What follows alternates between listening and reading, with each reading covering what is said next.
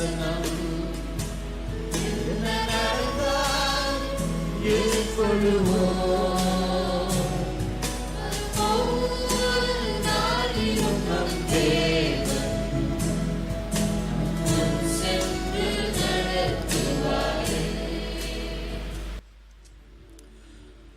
want to begin this service in the name of the Father, the Son and the Holy Spirit. பிதா குமாரன் பரிசுத்தாவின் நாமத்தினாலே இந்த ஆராதனையை நாங்கள் துவங்க விரும்புகிறோம்.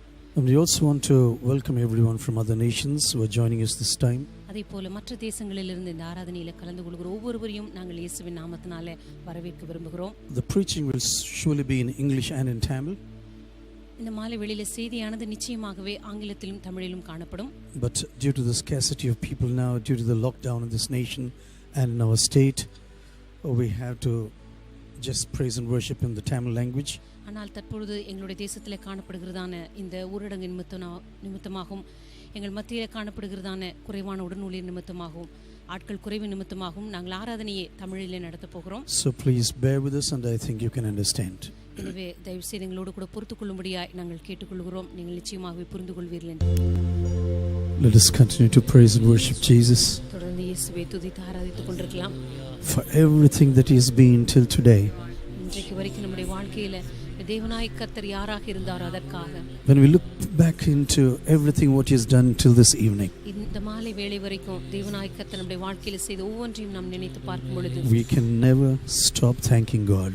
ஒருபோதும் அவர் செய்த எல்லாவற்றுக்காக நாம் நன்றி சொல்ல முடியாது.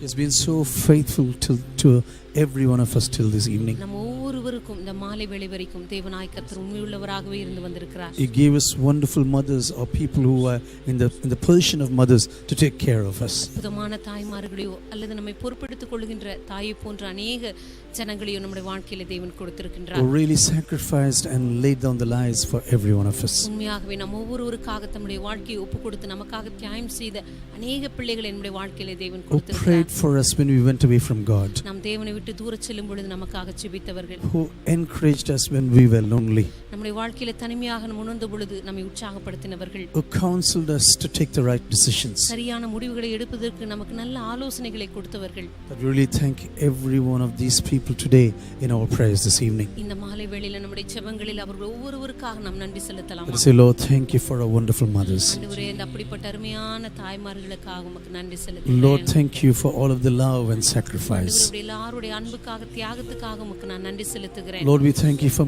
many people who stepped into our lives in the position of mothers. ஆண்டவரே, தாய்மார்கள் இடத்தில் எங்களுடைய வாழ்க்கையில் அடியெடுத்து வைத்த ஒவ்வொருவருக்காக நான் உமக்கு நன்றி செலுத்துகிறேன். We thank you, Lord, for the brothers who stepped into our lives in the place of our mothers. ஆண்டவரே, தாய்மார்கள் இடத்தில் எங்களுடைய வாழ்க்கையில கடந்து வந்த ஒவ்வொரு சகோதரர்களுக்காக உமக்கு நான் நன்றி செலுத்துகிறேன். Even other sisters who took over the position of the mother. அல்லது மற்ற சகோதரிகள் தாய்மார்கள் இடத்தை உங்களுடைய வாழ்க்கையில் எடுத்திருந்திருக்கலாம். That we say, Lord, thank you, Jesus. இயேசுவே, உமக்கு நன்றி என்று சொல்லலாம். Lord, thank you, Jesus. இயேசுவே, உமக்கு நன்றி என்று சொல்லலாம். Lord, thank you for being with us till this evening. ஆண்டவரே, இந்த மாலை வேளை வரைக்கும் என்னோடு கூட இருந்தீர், அதற்காக நன்றி என்று சொல்லலாம். That we say, Lord, be with them, strengthen them and give them good health and long life. ஆண்டவரே, ஒவ்வொருவரோடு கூட இருந்து அவர்களை பலப்படுத்தி அவர்களுக்கு நீடிய ஆயுளை கொடுத்து அவர்களுக்கு நீர் ஆசீர்வாதத்தை கொடுக்கும்படியாக நாங்கள் Lord, ஜெபிக்கிறோம். be with them and protect them even in this time of this pandemic. ஆண்டவரே, இந்த சமூக தொற்று பரவலின் மத்தியில கூட நீர்தாமே அவர் ஒவ்வொருவருக்கும் ஜீவனை கொடுத்து ஆசீர்வதிக்கும்படியாக நாங்கள் Lord, in spite ஜெபிக்கிறோம். of all the bad news that we are hearing right now, ஆண்டவரே, இந்த நாட்களிலே நாங்கள் கேட்டுக்கொண்டிருக்கிறதான எல்லா துர்ச்செய்திகளின் மத்தியில, Lord, in spite of all the threatening news that are coming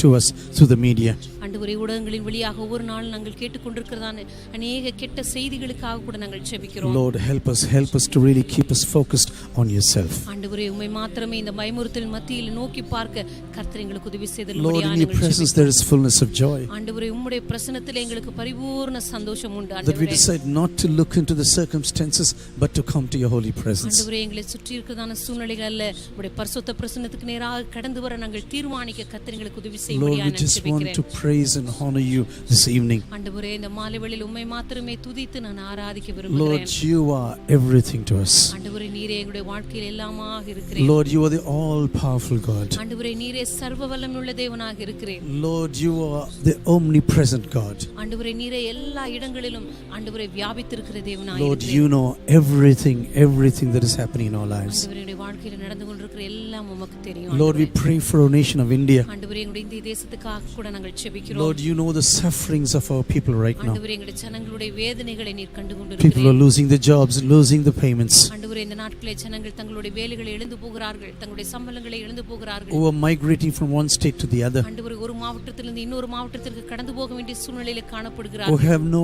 oxygen to breathe, ஆண்டவரே, சுவாசிப்பதற்கு பிராணவாயு இல்லாமல் கஷ்டப்பட்டு who are not able கொண்டிருக்கிறார்கள். to pay for the medicines for the sicknesses, ஆண்டவரே, தங்களுடைய வியாதிகளுக்காக மருந்து கூட கட்டணங்கள் செலவிடப்பட முடியாதபடி and for the many hundreds of little children that are perishing right now. ஆண்டவரே, இந்த உலகத்தில் அழிந்து கொண்டிருக்கிறதான நூற்றுக்கணக்கான குழந்தைகளுக்காக நாங்கள் Lord, we just ஜெபிக்கிறோம். want to come to your holy presence this evening. ஆண்டவரே, உம்முடைய பரிசுத்த பிரசன்னத்துக்கு முன்பாக இந்த மாலை வேளையில் நாங்கள் கடந்து வருகிறோம். Lord, we pray for our nation. ஆண்டவரே, எங்கள் தேசத்துக்காக நாங்கள் ஜெபிக்கிறோம். Lord, have mercy upon our nation. ஆண்டவரே, எங்கள் தேசத்துக்காக நீர் இறங்கும்படியாக நாங்கள் Lord, ஜெபிக்கிறோம். have mercy upon our nation. ஆண்டவரே, எங்கள் தேசத்துக்காக நீர் மனமிறங்கும்படியாக ஜெபிக்கிறோம். Lord, you know the sins of our nation. ஆண்டவரே, எங்கள் தேசத்துடைய பாவங்களை நீர் Lord, அறிந்திருக்கிறீர். as a church, we want to stand in the gap for our nation this ஆண்டவரே, evening. எங்கள் சபையாக இந்த மாலை வேளையிலே திறப்பின் வாசலில் நாங்கள் நிற்கிறோம். Lord, we want to pray that you really come and touch our nation. ஆண்டவரே, உண்மையாகவே எங்கள் தேசத்தை நீர் கடந்து வந்து தொடும்படியாக நாங்கள் ஜெபிக்கிறோம். Let this time be a time where people are drawn to you in our nation. ஆண்டவரே, இந்த நேரமானது எங்கள் தேசத்துடைய ஜனங்கள் உம்மண்டையில் இழுக்கப்படுகிற ஒரு நேரமாய் காணப்பட கர்த்தர் Not உதவி only in our செய்யுங்க. nation, but all the nations of the world. ஆண்டவரே, எங்கள் தேசத்திலே மாத்திரமல்ல, இந்த உலகத்தில் இருக்கிற எல்லா தேசங்களுக்காக நாங்கள் That people ஜெபிக்கிறோம். really fix their eyes upon you right now. ஆண்டவரே, ஜனங்கள் இந்த வேளையில் உண்மையாகவே தங்களுடைய கண்களை உம்மை நோக்கி பதிவைக்க நீர் உதவி To really செய்யும்படியாக turn ஜெபிக்கிறோம். towards you because you are the one who can do everything at any time. ஆண்டவரே, தங்களுடைய இருதயங்களை உம்மை நோக்கி திருப்ப உதவி செய்திருங்க. எந்த நேரத்திலும் எந்த காரியத்தையும் செய்து முடிப்பதற்கு நீர் வல்லமை உள்ள தேவனாய் இருக்கிறீர். Lord, I pray that you do a miracle in our nation. ஆண்டவர், நீர் தாம் எங்கள் தேசத்தில் ஒரு அற்புதத்தை செய்யும்படியாக நாங்கள் ஜெபிக்கிறோம். ஆண்டவரே,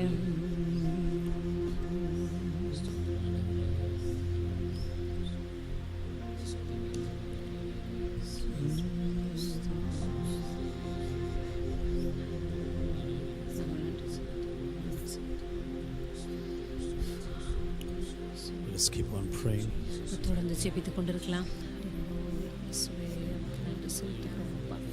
நன்றி செலுத்துகிறோம். பரிசுத்தராவியானவரே, எங்கள் மத்தியில் வரும்படியாக ஜெபிக்கிறோம். வல்லமையோடு எங்கள் மத்தியில் கடந்து வரும்படியாக நாங்கள் ஜெபிக்கிறோம். ஆண்டவரே, எங்களிடத்திற்கு பிரசன்னத்தினால் நிரப்பும்படியாக நாங்கள் ஜெபிக்கிறோம். தேவனே என் தேவா உம்மை நோக்கினே தண்ணீரில்லா நீலம் போல தாகமாயேங்குகிறே தேவனே என் தேவா உம்மை நோக்கினே தண்ணீரில்லா நீலம் போல தாகமாயேங்குகிறே ஒவ்வொரு நாளும் உம் பிரசனம் ஓடி வருகிறே ஒவ்வொரு நாளும் உம் பிரசனம் ஓடி வருகிறே உம் வல்லமை மகிமை கண்டு உலகை மறக்கின்றேன் உம் வல்லமை மகிமை கண்டு உலகை மறக்கின்றேன் தேவனே என் தேவா உம்மை நோக்கினே தண்ணீரில்லா நீலம் போல தாகமாயேங்குகிறே ஜீவனை பார்க்கிலும் உம் கிருபை எனக்கு போதுமே ஜீவனை பார்க்கிலும் உம் கிருபை எனக்கு போதுமே உதடுகளாலே துதிக்கின்றேன் உலகை மறக்கின்றேன் உதடுகளாலே துதிக்கின்றேன் உலகை மறக்கின்றேன் தேவனே என் தேவா உம்மை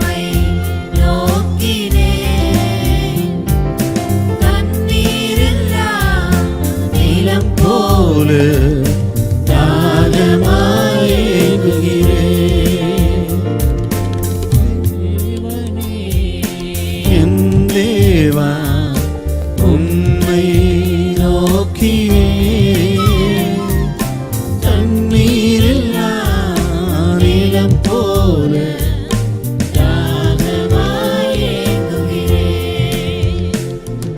படுக்கையிலும் உம்மை நினைக்கின்றேன், ராஜாமத்தில் தியானிக்கின்றேன்.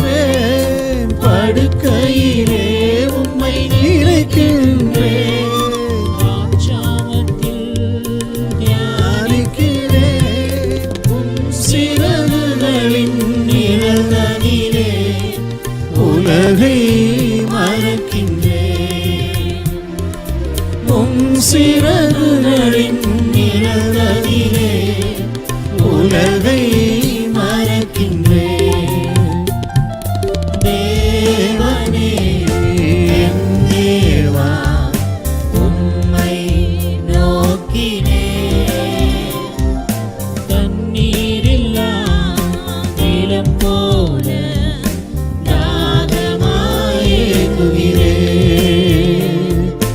தேவனே என் தேவா, உம்மை நோக்கினேன். தண்ணீரில்லா நிலம் போல தாகமாய் ஏங்குகிறேன். எனது ஆன்மா தொடர்ந்து உம்மை பற்றிக் கொண்டது. எனது ஆன்மா தொடர்ந்து உம்மை பற்றிக் கொண்டது. உம் வலக்கரமோ என்னை நாடும் தாங்கிக் கொண்டது. உம் வலக்கரமோ என்னை நாடும் தாங்கிக் கொண்டது. தேவனே என் தேவா, உம்மை நோக்கினேன். தண்ணீரில்லா நிலம் போல தாகமாய் ஏங்குகிறேன். தேவனே என் தேவா, உம்மை நோக்கினேன். தண்ணீரில்லா நிலம் போல தாகமாய் ஏங்குகிறேன். வாழ்நாளெல்லாம் உம் நாமம் வாழ்த்தி பாடுவேன். வாழ்நாளெல்லாம் உம் நாமம் வாழ்த்தி பாடுவேன். சுவையான உணவை உண்பது போல் திருப்தி அடைகிறேன். சுவையான உணவை உண்பது போல் திருப்தி அடைகிறேன். தேவனே என் தேவா, உம்மை நோக்கினேன். தண்ணீரில்லா நிலம் போல தாகமாய் ஏங்குகிறேன். தேவனே என் தேவா, உம்மை நோக்கினேன். தண்ணீரில்லா நிலம் போல தாகமாய் ஏங்குகிறேன். எனது ஆன்மா தொடர்ந்து உம்மை பற்றிக் கொண்டது. எனது ஆன்மா தொடர்ந்து உம்மை பற்றிக் கொண்டது. உம் வலக்கரமோ என்னை நாடும் தாங்கிக் கொண்டது. உம் வலக்கரமோ என்னை நாடும் தாங்கிக் கொண்டது. தேவனே என் தேவா, உம்மை நோக்கினேன். தண்ணீரில்லா நிலம் போல தாகமாய் ஏங்குகிறேன். தேவனே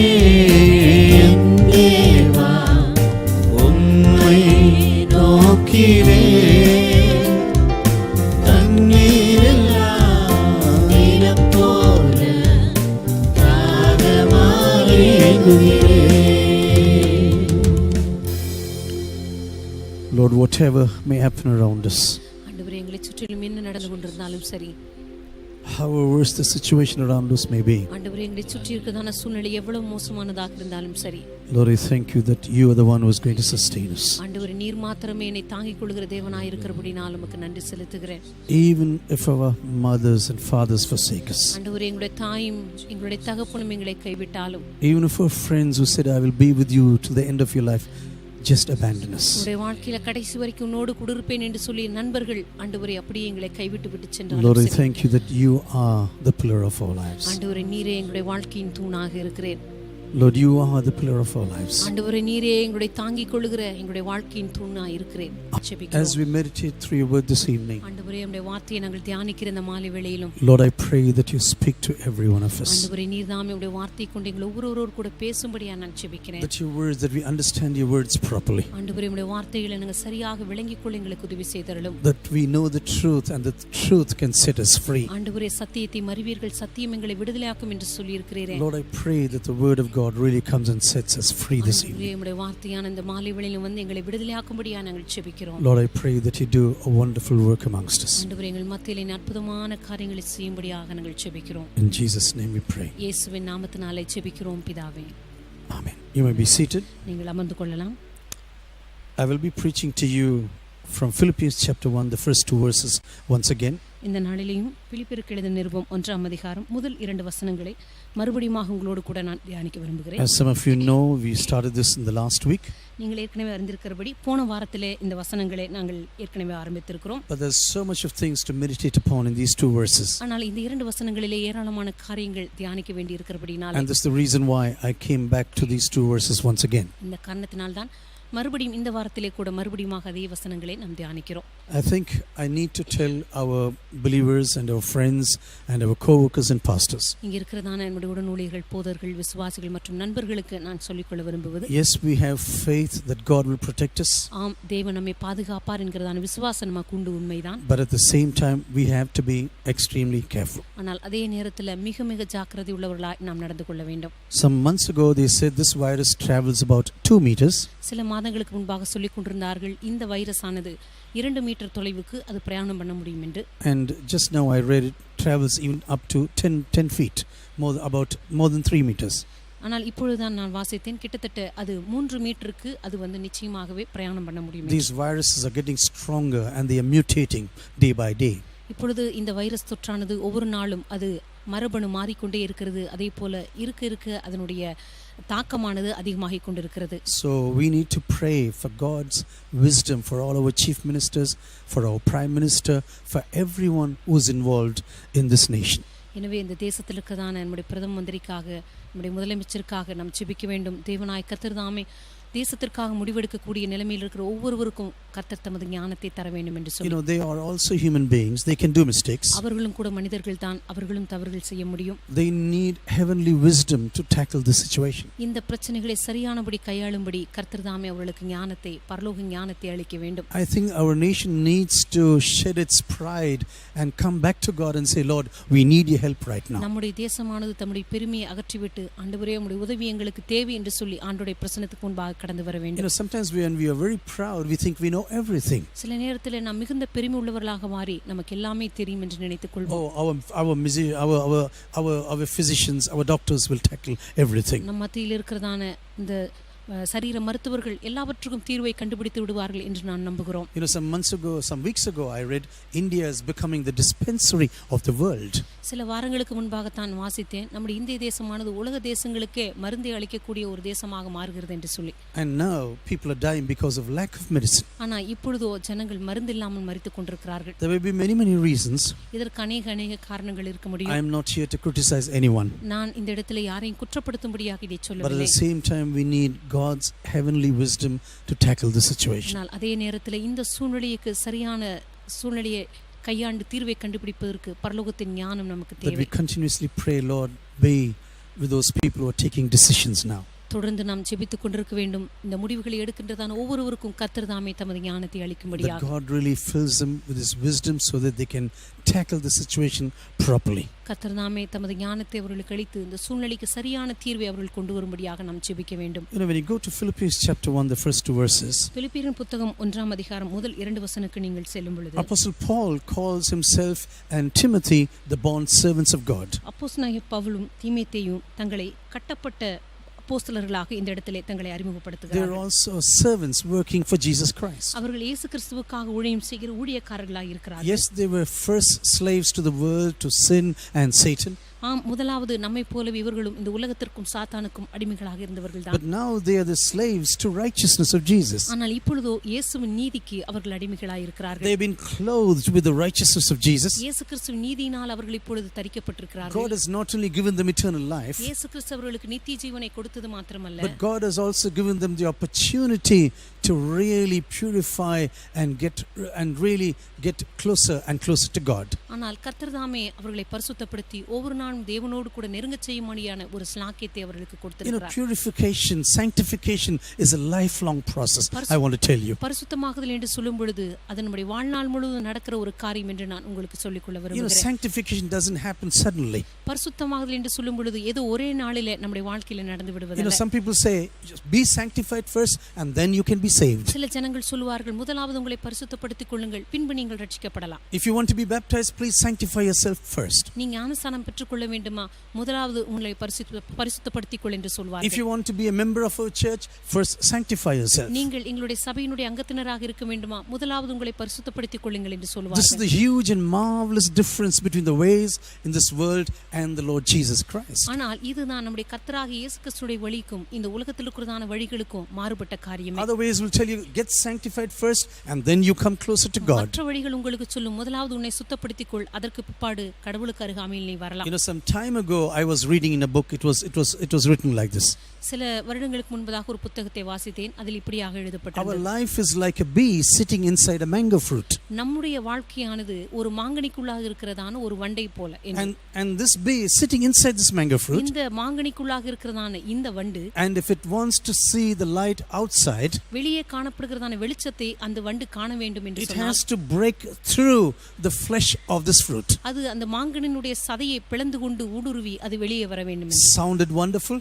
இது கேட்பதற்கு அற்புதமாக தான் இருக்கிறது. But it's total rubbish when it comes to the word of God. ஆனால் தேவனுடைய வார்த்தை என்று வரும்பொழுது அது முற்றிலும் குப்பையான ஒரு காரியம். You don't get sanctified first in order to see the light of Jesus. நீங்கள் இயேசு கிறிஸ்துவின் வெளிச்சத்தை காணும்படியாக முதலாவது உங்களை பரிசுத்தப்படுத்திக் கொள்வதல்ல. No, you come to Jesus and then he will sanctify you. இல்லை, நீங்கள் இயேசு கிறிஸ்துவினிடத்தில் முதலாவது வருவீர்கள், பின்பு ஆண்டவர் உங்களை சுத்தப்படுத்துவார். As you get exposed to his word day by day in your life. தேவனுடைய வார்த்தையின் வெளிச்சத்துக்கு நேராக ஒவ்வொரு நாளும் உங்களை நீங்கள் திறந்து கொடுக்கும் பொழுது, as you spend time in his holy presence, அவருடைய பரிசுத்த பிரசன்னத்திலே உங்களுடைய நேரத்தை ஒவ்வொரு நாளும் செலவழிக்கும் as you பொழுது, sing and worship him even in your private lives, உங்களுடைய தனிப்பட்ட வாழ்க்கையிலே தேவனை ஆராதித்து துதித்துக் கொண்டிருக்கும் பொழுது, I tell you, praise and worship is not a time when we come and do in services.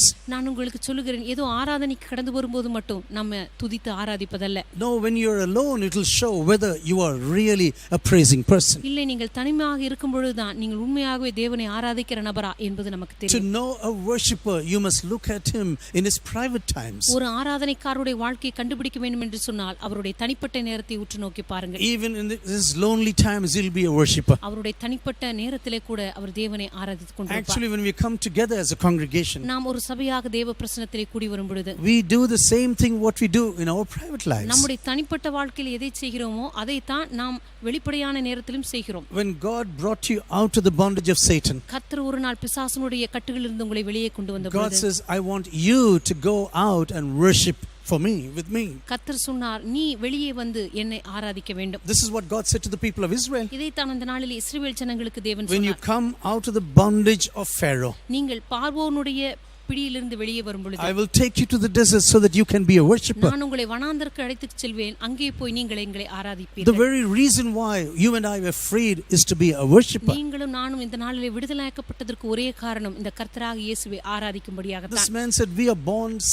servants now in the presence of Jesus. இந்த தேவ மனிதன் சொல்கிறார், இயேசு கிறிஸ்துவுக்கு முன்பாக நாங்கள் கட்டப்பட்ட ஊழியக்காரர்களாய் இருக்கிறோம். We are servants serving the kingdom of God. நாங்கள் தேவனுடைய ராஜ்யத்திற்கு ஊழியம் செய்கிற ஊழியக்காரர்களாய் இருக்கிறோம். And we are writing to the saints in the church at Philippi, இப்பொழுது பிலிப்பி பட்டணத்தில் இருக்கிறதான பரிசுத்தவான்களுக்காக நாங்கள் எழுதுகிறோம். and to the overseers and to the deacons of the church. அதே போல சபையில் இருக்கிறதான கண்காணிகளுக்கும் உதவிக்காரர்களுக்கும் எழுதுகிறோம். Maybe some of us would have written like this. ஒருவேளை நம்மில் ஒரு சிலர் இப்படி எழுதி இருப்போம். Oh, Apostle Paul and Timothy, who are the saints of God. அப்போஸ்தலனாகிய பவுலும் தீமோத்தேயும் தேவனுடைய பரிசுத்தவான்களாகிய நாங்கள். Oh, we are writing to the bond servants in the church of Philippi. கர்த்தராகிய இயேசு கிறிஸ்துவுக்கு முன்பாக கட்டப்பட்டிருக்கிறதான விசுவாசிகளுக்கு பிலிப்பி பட்டணத்தில் இருக்கிறவர்களுக்கு நாங்கள் எழுதுகிறோம். We are writing to the servants in the church of Philippi. பிலிப்பி சபையிலே காணப்படுகிறதான ஊழியக்காரர்களுக்கு எழுதுகிறோம் என்று எழுதியிருப்போம். You are the servants and also the overseers and also the deacons there. நீங்கள் தான் அங்கே ஊழியக்காரராகவும் கண்காணிகளாகவும் நீங்கள் கண்காணிகளாகவும் ஊழியக்காரராகவும் இருக்கிறீர்கள் என்று சொல்லி எழுதியிருப்போம். You know, when you read about the story of Apostle Paul, அப்போஸ்தலனாகிய பவுலுடைய கதையை நாம் வாசித்து பார்க்கும்போது he had many things to boast about. தன்னுடைய வாழ்க்கையிலே பெருமை பாராட்டுவதற்கு ஏராளமான காரியம் அவருடைய வாழ்க்கையில் But இருந்தது. after encountering Jesus, ஆனால் இயேசு கிறிஸ்துவை அவர் சந்தித்த பிற்பாடு, as he moved closer and closer to God, இயேசு கிறிஸ்துவின் சமூகத்துக்கு முன்பாக அவர் நெருங்கி வந்த பொழுது, and when you come closer to the light, all your darkness goes away. தேவனுடைய பிரசன்னத்தினுடைய வெளிச்சத்திற்கு முன்பாக நீங்கள் வரும் பொழுது உங்களுடைய வாழ்க்கையினுடைய எல்லா அழுக்குகளும் போய் விடுகிறது. When you are far away from God, maybe you are a very proud person. நீங்கள் தேவ சமூகத்திற்கு வெகு தூரத்தில் இருக்கும் பொழுது ஒருவேளை நீங்கள் பெருமைக்காரராக இருக்கலாம். You speak about your background, you speak about your education. ஒருவேளை உங்களுடைய பின்னணியை பற்றி, உங்களுடைய கல்வியை பற்றி, oh, you speak about your parents and heritage. ஒருவேளை பெற்றோர்களை பற்றி, உங்களுக்கு இருக்கிறதான ஆஸ்திகளை பற்றி, you speak about your education and all your positions. ஒருவேளை உங்களுடைய பதவி பற்றி, உங்களுடைய கல்வியை பற்றி. But as you come closer to God, ஆனால் தேவ சமூகத்திற்கு முன்பாக அருகாமையில் நீங்கள் வரும் பொழுது, you will know everything is nothing. எல்லாமே தேவனுக்கு முன்பாக ஒன்றுமே இல்லை என்பதை அறிந்து கொள்வீர்கள். Standing next to Jesus, everything is nothing. இயேசுவுக்கு அருகாமையில் நின்று கொண்டிருக்கும் பொழுது இவைகள் எல்லாம் ஒன்றுமே கிடையாது. I have only one thing in my life then. என்னுடைய வாழ்க்கையிலே ஒன்றை மாத்திரம் தான் நான் விருப்பம் கொண்டிருக்கிறேன். Being close to Jesus and serving his purposes. தேவனுக்கு அருகாமையில் இருப்பதும் அவருடைய நோக்கங்களுக்காக ஊழியம் செய்வதும் மாத்திரமே. This man who was wonderfully saved through the power of the gospel. இந்த மனிதன் இயேசு கிறிஸ்துவினுடைய அற்புதமான சுவிசேஷத்தினால் ரட்சிக்கப்பட்ட மனிதன். He was a fanatic of the Jewish religion. அந்த நாட்களிலே யூத பாரம்பரியத்தை குறித்து பைத்தியக்காரனாக இருந்தவன். He did everything to adhere to the Mosaic law. அந்த நாளிலே நியாயப்பிரமாணத்தை பிரியப்படுத்தும்படியாக எல்லா காரியத்தையும் செய்ய முயற்சித்தவன். And because he was so adamant in his religion. தன்னுடைய தனிப்பட்ட வாழ்க்கையிலே இந்த மத சடங்காச்சாரங்களை குறித்து அவ்வளவு பிடிவாதம் உள்ளவனாய் இருந்தபடினால. Do you know, if you are a religious person without a relationship with the living God, உங்களுடைய வாழ்க்கையிலே ஜீவனுள்ள தேவனோடு கூட ஒரு உறவில்லாமல் ஒரு மதவாதியாக மாத்திரம் நீங்கள் இருப்பீர்கள் என்று சொன்னார். Christian life is not a religion, it is a relationship. கிறிஸ்தவ வாழ்க்கை என்று சொல்லும் பொழுது அது ஒரு மதம் அல்ல, ஆனால் அது ஒரு உறவாய் காணப்படுகிறது. It is not a religion, it is reality. இது ஒரு மதம் அல்ல, ஆனால் அது ஒரு உண்மை உள்ள வாழ்க்கையாய் காணப்படுகிறது. And as you come into this relationship, இந்த உறவிற்குள்ளாக நீங்கள் கடந்து வரும் பொழுது, this man was moving closer and closer to God. இந்த மனிதன் இயேசுவுக்கு அருகாமையில் கடந்து வந்த பொழுது, and before that he was an adamant fanatic of the Mosaic law. அதற்கு முன்பாக நியாயப்பிரமாணத்தை குறித்து மிகுந்த பிடிவாதம் உள்ளவனாக, மத சடங்காச்சாரத்தை குறித்து வைராக்கியம் உள்ளவனாக இருந்தவன். And this is the reason why I tell you it is very hard to save religious people. இந்த காரணத்தினால் தான் நான் சொல்லுகிறேன், மதவாதிகளை ரட்சிப்புக்குள்ளாக நடத்துவது மிக மிக கடினமான காரியம். You know, Jesus was never crucified by sinners. இயேசு கிறிஸ்து ஒருபோதும் பாவிகளால் சிலுவையில் அறையப்படவில்லை. Jesus was crucified by religious people. இயேசு கிறிஸ்து மதவாதிகளால் தான் சிலுவையில் அறையப்பட்டார். You know, sometimes we think, oh, sinners brought him to the cross of Calvary. நேரங்களில் நாம் நினைப்போம் பாவிகள் தான் இயேசுவை சிலுவையில் அறைந்தார்களோ என்று. No, it was not sinners, it were religious fanatics. இல்லை, பாவிகள் அல்ல, மத சடங்காச்சாரங்களை குறித்து பைத்தியக்காரர்களாய் இருந்த அந்த வைராக்கியம் உள்ள ஜனங்கள் This தான். man was so sure Jesus is a liar. இந்த மனிதன் இயேசு கிறிஸ்து ஒரு பொய்யன் என்று தன்னுடைய வாழ்க்கையில அவ்வளவு உறுதி உள்ளவனாய் இருந்தபடினால, and he said, oh, the message of this person should not spread into the Jewish religion. இந்த மனிதனுடைய செய்தியானது யூத ஜனங்களுக்குள்ளே பரவக்கூடாது என்று சொல்லி முடிவு செய்தான். And this is the reason why he was chasing the church of Jesus. இந்த காரணத்தினால் தான் அவன் இயேசுவின் சபையை துரத்திக் கொண்டிருந்தான். He was persecuting the church of Jesus. அந்த நாளிலே இயேசுவின் சபையை உபத்திரவப்படுத்துகிறவனாய் He காணப்பட்டான். was a very violent person. அவனுடைய வாழ்க்கையில மிகவும் வன்முறை நிறைந்தவனாய் இருந்தான். You know, when you look into the story of this man, இந்த மனிதனுடைய வாழ்க்கையை நீங்கள் நோக்கி and this is the பார்க்கும்போது, reason why he's writing Romans 6 verses 22 and 23. இந்த காரணத்தினால் தான் ரோமருக்கு எழுதிய நிருபம் 6ஆம் அதிகாரம் 22-23 வசனத்தில் எழுதுகிறார். Now you have been set free from sin and have become slaves of God. இப்பொழுது நீங்கள் தேவனாலே ரட்சிக்கப்பட்டு நீங்கள் தேவனுக்கு அடிமைகளாய் இருக்கிறீர்கள். In return you get sanctification and its end eternal life. பரிசுத்தமாதல் உங்களுக்கு கிடைக்கும் பலன் முடிவோ நித்திய ஜீவன். You keep on this way of sanctification. நீங்கள் பரிசுத்தமாகுதலின் பாதையிலே தொடர்ந்து சென்று கொண்டிருக்கிறீர்கள். So that Jesus, we can be presented to God without any blemish or wrinkles. எனவே நம்முடைய வாழ்க்கையில எந்த விதமான கரைதிரை இல்லாமல், நம்முடைய வாழ்க்கையில எந்த விதமான மாசும் இல்லாமல் ஒரு நாள் தேவ பிரசன்னத்துக்கு முன்பாக நாம் அளிக்கப்படும்படியாக, as we walk with God every day in the days of our lives, நம்முடைய வாழ்க்கையின் ஒவ்வொரு நாளும் தேவனோடு கூட நடக்கும் பொழுது, as we get closer and closer to him, நாம் தேவனுக்கு முன்பாக அவரோடு கூட நெருக்கமாக செல்லும் பொழுது, the word of God will continuously sanctify us. தேவனுடைய வார்த்தையானது தொடர்ந்து நம்மை பரிசுத்தப்படுத்திக் கொண்டே இருக்கும். And this is the wonderful experience of anyone who is walking with Jesus. இதுதான் இயேசுவோடு கூட ஒவ்வொரு நாளும் நடக்கிறதான ஒவ்வொரு மனிதனுடைய அற்புதமான அனுபவமாய் காணப்படுகிறது. Actually when we got saved, it was like a courtroom scene. நாம் ரட்சிக்கப்பட்டதான அந்த சூழ்நிலையானது கிட்டத்தட்ட ஒரு நீதிமன்றத்திலே நடக்கிறதான ஒரு காட்சி. Father God is sitting on the throne, அங்கே பிதாவாகிய தேவன் அங்கே சிங்காசனத்திலே உட்கார்ந்திருக்கிறார். and there comes the accuser of the brethren. அந்த இடத்திலே சகோதரரை குற்றப்படுத்துகிறவன் வருகிறான். Satan comes and said, I know what this fellow Gideon Jacob did. பிசாசானவன் வந்து சொல்கிறான், இந்த கிதியோன் ஜேக்கப் செய்த காரியம் என்னவென்று எனக்கு தெரியும். Here is a list. Lord, look at this. He is a terrible fellow. இதோ ஆண்டவரே, இந்த மனிதன் செய்தான எல்லா பாவங்களுடைய பட்டியல் என்னுடைய கரத்தில் இருக்கிறது. அவர் மிகவும் மோசமான ஒரு நபர் என்று சொல்கிறார். I have everything what he has committed till today. இந்த நாள் வரைக்கும் அவர் செய்த எல்லா பாவங்களுடைய பட்டியல் என்னுடைய கரத்தில் இருக்கிறது என்று சொல்லுவார். And on the other side there's Jesus Christ. இன்னொரு பக்கத்திலே இயேசு கிறிஸ்து நின்று கொண்டிருக்கிறார். He is the judge of this whole world. அவர்தான் இந்த முழு உலகத்தின் நியாயம் தீர்க்கக்கூடிய நியாயாதிபதியாய் இருக்கிறார். But now he's come to stand by your side. ஆனா இப்பொழுது அவர் உங்கள் பக்கத்தில் வந்து உங்களுக்காக நிற்கிறார். He says, Father, I have prayed for everything. அவர் சொல்லுகிறார், பிதாவாகிய தேவனே, இந்த மனிதனுக்காக எல்லாவற்றையும் நான் செலுத்தி தீர்த்து விட்டேன். I took over the punishment on myself. இந்த மனிதனுடைய வாழ்க்கையில வர வேண்டிய தண்டனையை நானே அடைந்து தீர்த்து I விட்டேன். have paid for everything what he deserves. இந்த மனிதன் அடைய வேண்டிய எல்லா தண்டனையும் நான் அடைந்து தீர்த்து The விட்டேன். death he should go through, I have taken upon myself. அவர் அடைய வேண்டிய அந்த மரணத்தின் உபாதையை நான் அடைந்து விட்டேன். And this is the reason why God says, you are free now. இந்த காரணத்தினால் தேவன் சொல்வார், நீ விடுதலையாக்கப்பட்டாய். You are freed. Walk out in freedom. நீ விடுதலையாக்கப்பட்டாய், நீ விடுதலையோடு கூட வெளியே செல்லலாம். And after that, so that we can come to the holy presence of God, இந்த காரணத்தினால தேவ பிரசன்னத்துக்கு முன்பாக நாம் வரும்பொழுது God says, I am clothing you with my righteousness. ஆண்டவர் சொல்லுகிறார், என்னுடைய நீதியினால் உன்னை நான் மூடுகிறேன். Do you know what righteousness means? நீதி என்று சொன்னால் என்னவென்று தெரியுமா உங்களுக்கு? Being right with God. தேவனோடு கூட சரியாக இருப்பது. Being right with God. தேவனிடத்தில் எல்லாமே சரியாக இருப்பது. And whenever we come to the presence of God, எப்பொழுதெல்லாம் தேவ பிரசன்னத்துக்கு முன்பாக நாம் வருகிறோமோ, the Father God is looking upon the righteousness of Jesus. பிதாவாகிய தேவன் நம்மை பார்க்கும் பொழுது இயேசு கிறிஸ்துவின் நீதியை காண்கிறார். He sees the holiness of Jesus. இயேசு கிறிஸ்துவின் பரிசுத்தத்தை நம்முடைய He வாழ்க்கையிலே sees the காண்கிறார். love of Jesus. இயேசு கிறிஸ்துவின் அன்பை காண்கிறார். And because of the righteousness of my son. இயேசு கிறிஸ்து என்னுடைய மகனாகிய இயேசு கிறிஸ்துவின் நீதியினாலே. And this is the reason why you can stand in my holy presence. இந்த காரணத்தினால என்னுடைய பிரசன்னத்திலே நீ நிற்க முடியும் என்று சொல்லுகிறார். You know, this apostle Paul and Timothy, இந்த அப்போஸ்தலனாகிய பவுலும் தீமோத்தேயும், they started this journey along with Silas. சீலாவோடு கூட தங்களுடைய பிரயாணத்தை தொடங்குகிறார்கள். You know, this is how ministries usually start. இப்படித்தான் சாதாரணமாக ஒவ்வொரு ஊழியம் The துவங்குகிறது. church was praying and fasting together. அந்த நாளிலே சபையானது உபவாசம் இருந்து தேவ சமூகத்திலே ஜெபித்துக் கொண்டிருந்தது. I pray that the church really comes back to the early New Testament times. நம்முடைய சபையானது இந்த நாட்களில் இருக்கிற சபைகளும் கூட ஆதி அப்போஸ்தல நாட்களிலே இருந்ததான சபைகளைப் போல மாற வேண்டும் என்று சொல்லி நான் Not வாஞ்சிக்கிறேன். just looking to certificates and background. ஏதோ ஒவ்வொரு ஊழியக்காரனுடைய பின்னணியும் அவர் படித்ததான தகுதிகளை மாத்திரம் பார்ப்பதல்ல. No. Looking and praying and fasting, Lord, whom shall we send out of the church now for ministry? இல்லை, சபையாக உபவாசம் இருந்து காத்திருந்து ஜெபித்து ஆண்டவரே எந்த மனிதனை நாங்கள் ஊழியத்துக்கு அனுப்ப வேண்டும் என்று சொல்லி தேவ சமூகத்திலே கேட்பது. And as they were fasting and praying, அந்த நாளிலே சபை உபவாசம் இருந்து ஜெபித்துக் கொண்டிருந்த பொழுது the Holy Spirit began to speak to the leadership. பரிசுத்த ஆவியானவர் அங்கிருந்ததான தலைமைத்துவத்தோடு பேச ஆரம்பித்தார். Set apart Paul and Silas for me. பவுலையும் சீலாவையும் நான் அழைத்த ஊழியத்துக்காக பிரித்து விடுங்கள். Set apart these two people. நான் அழைத்த ஊழியத்துக்காக அவர்களை பிரித்து விடுங்கள். I have chosen them as my vessel.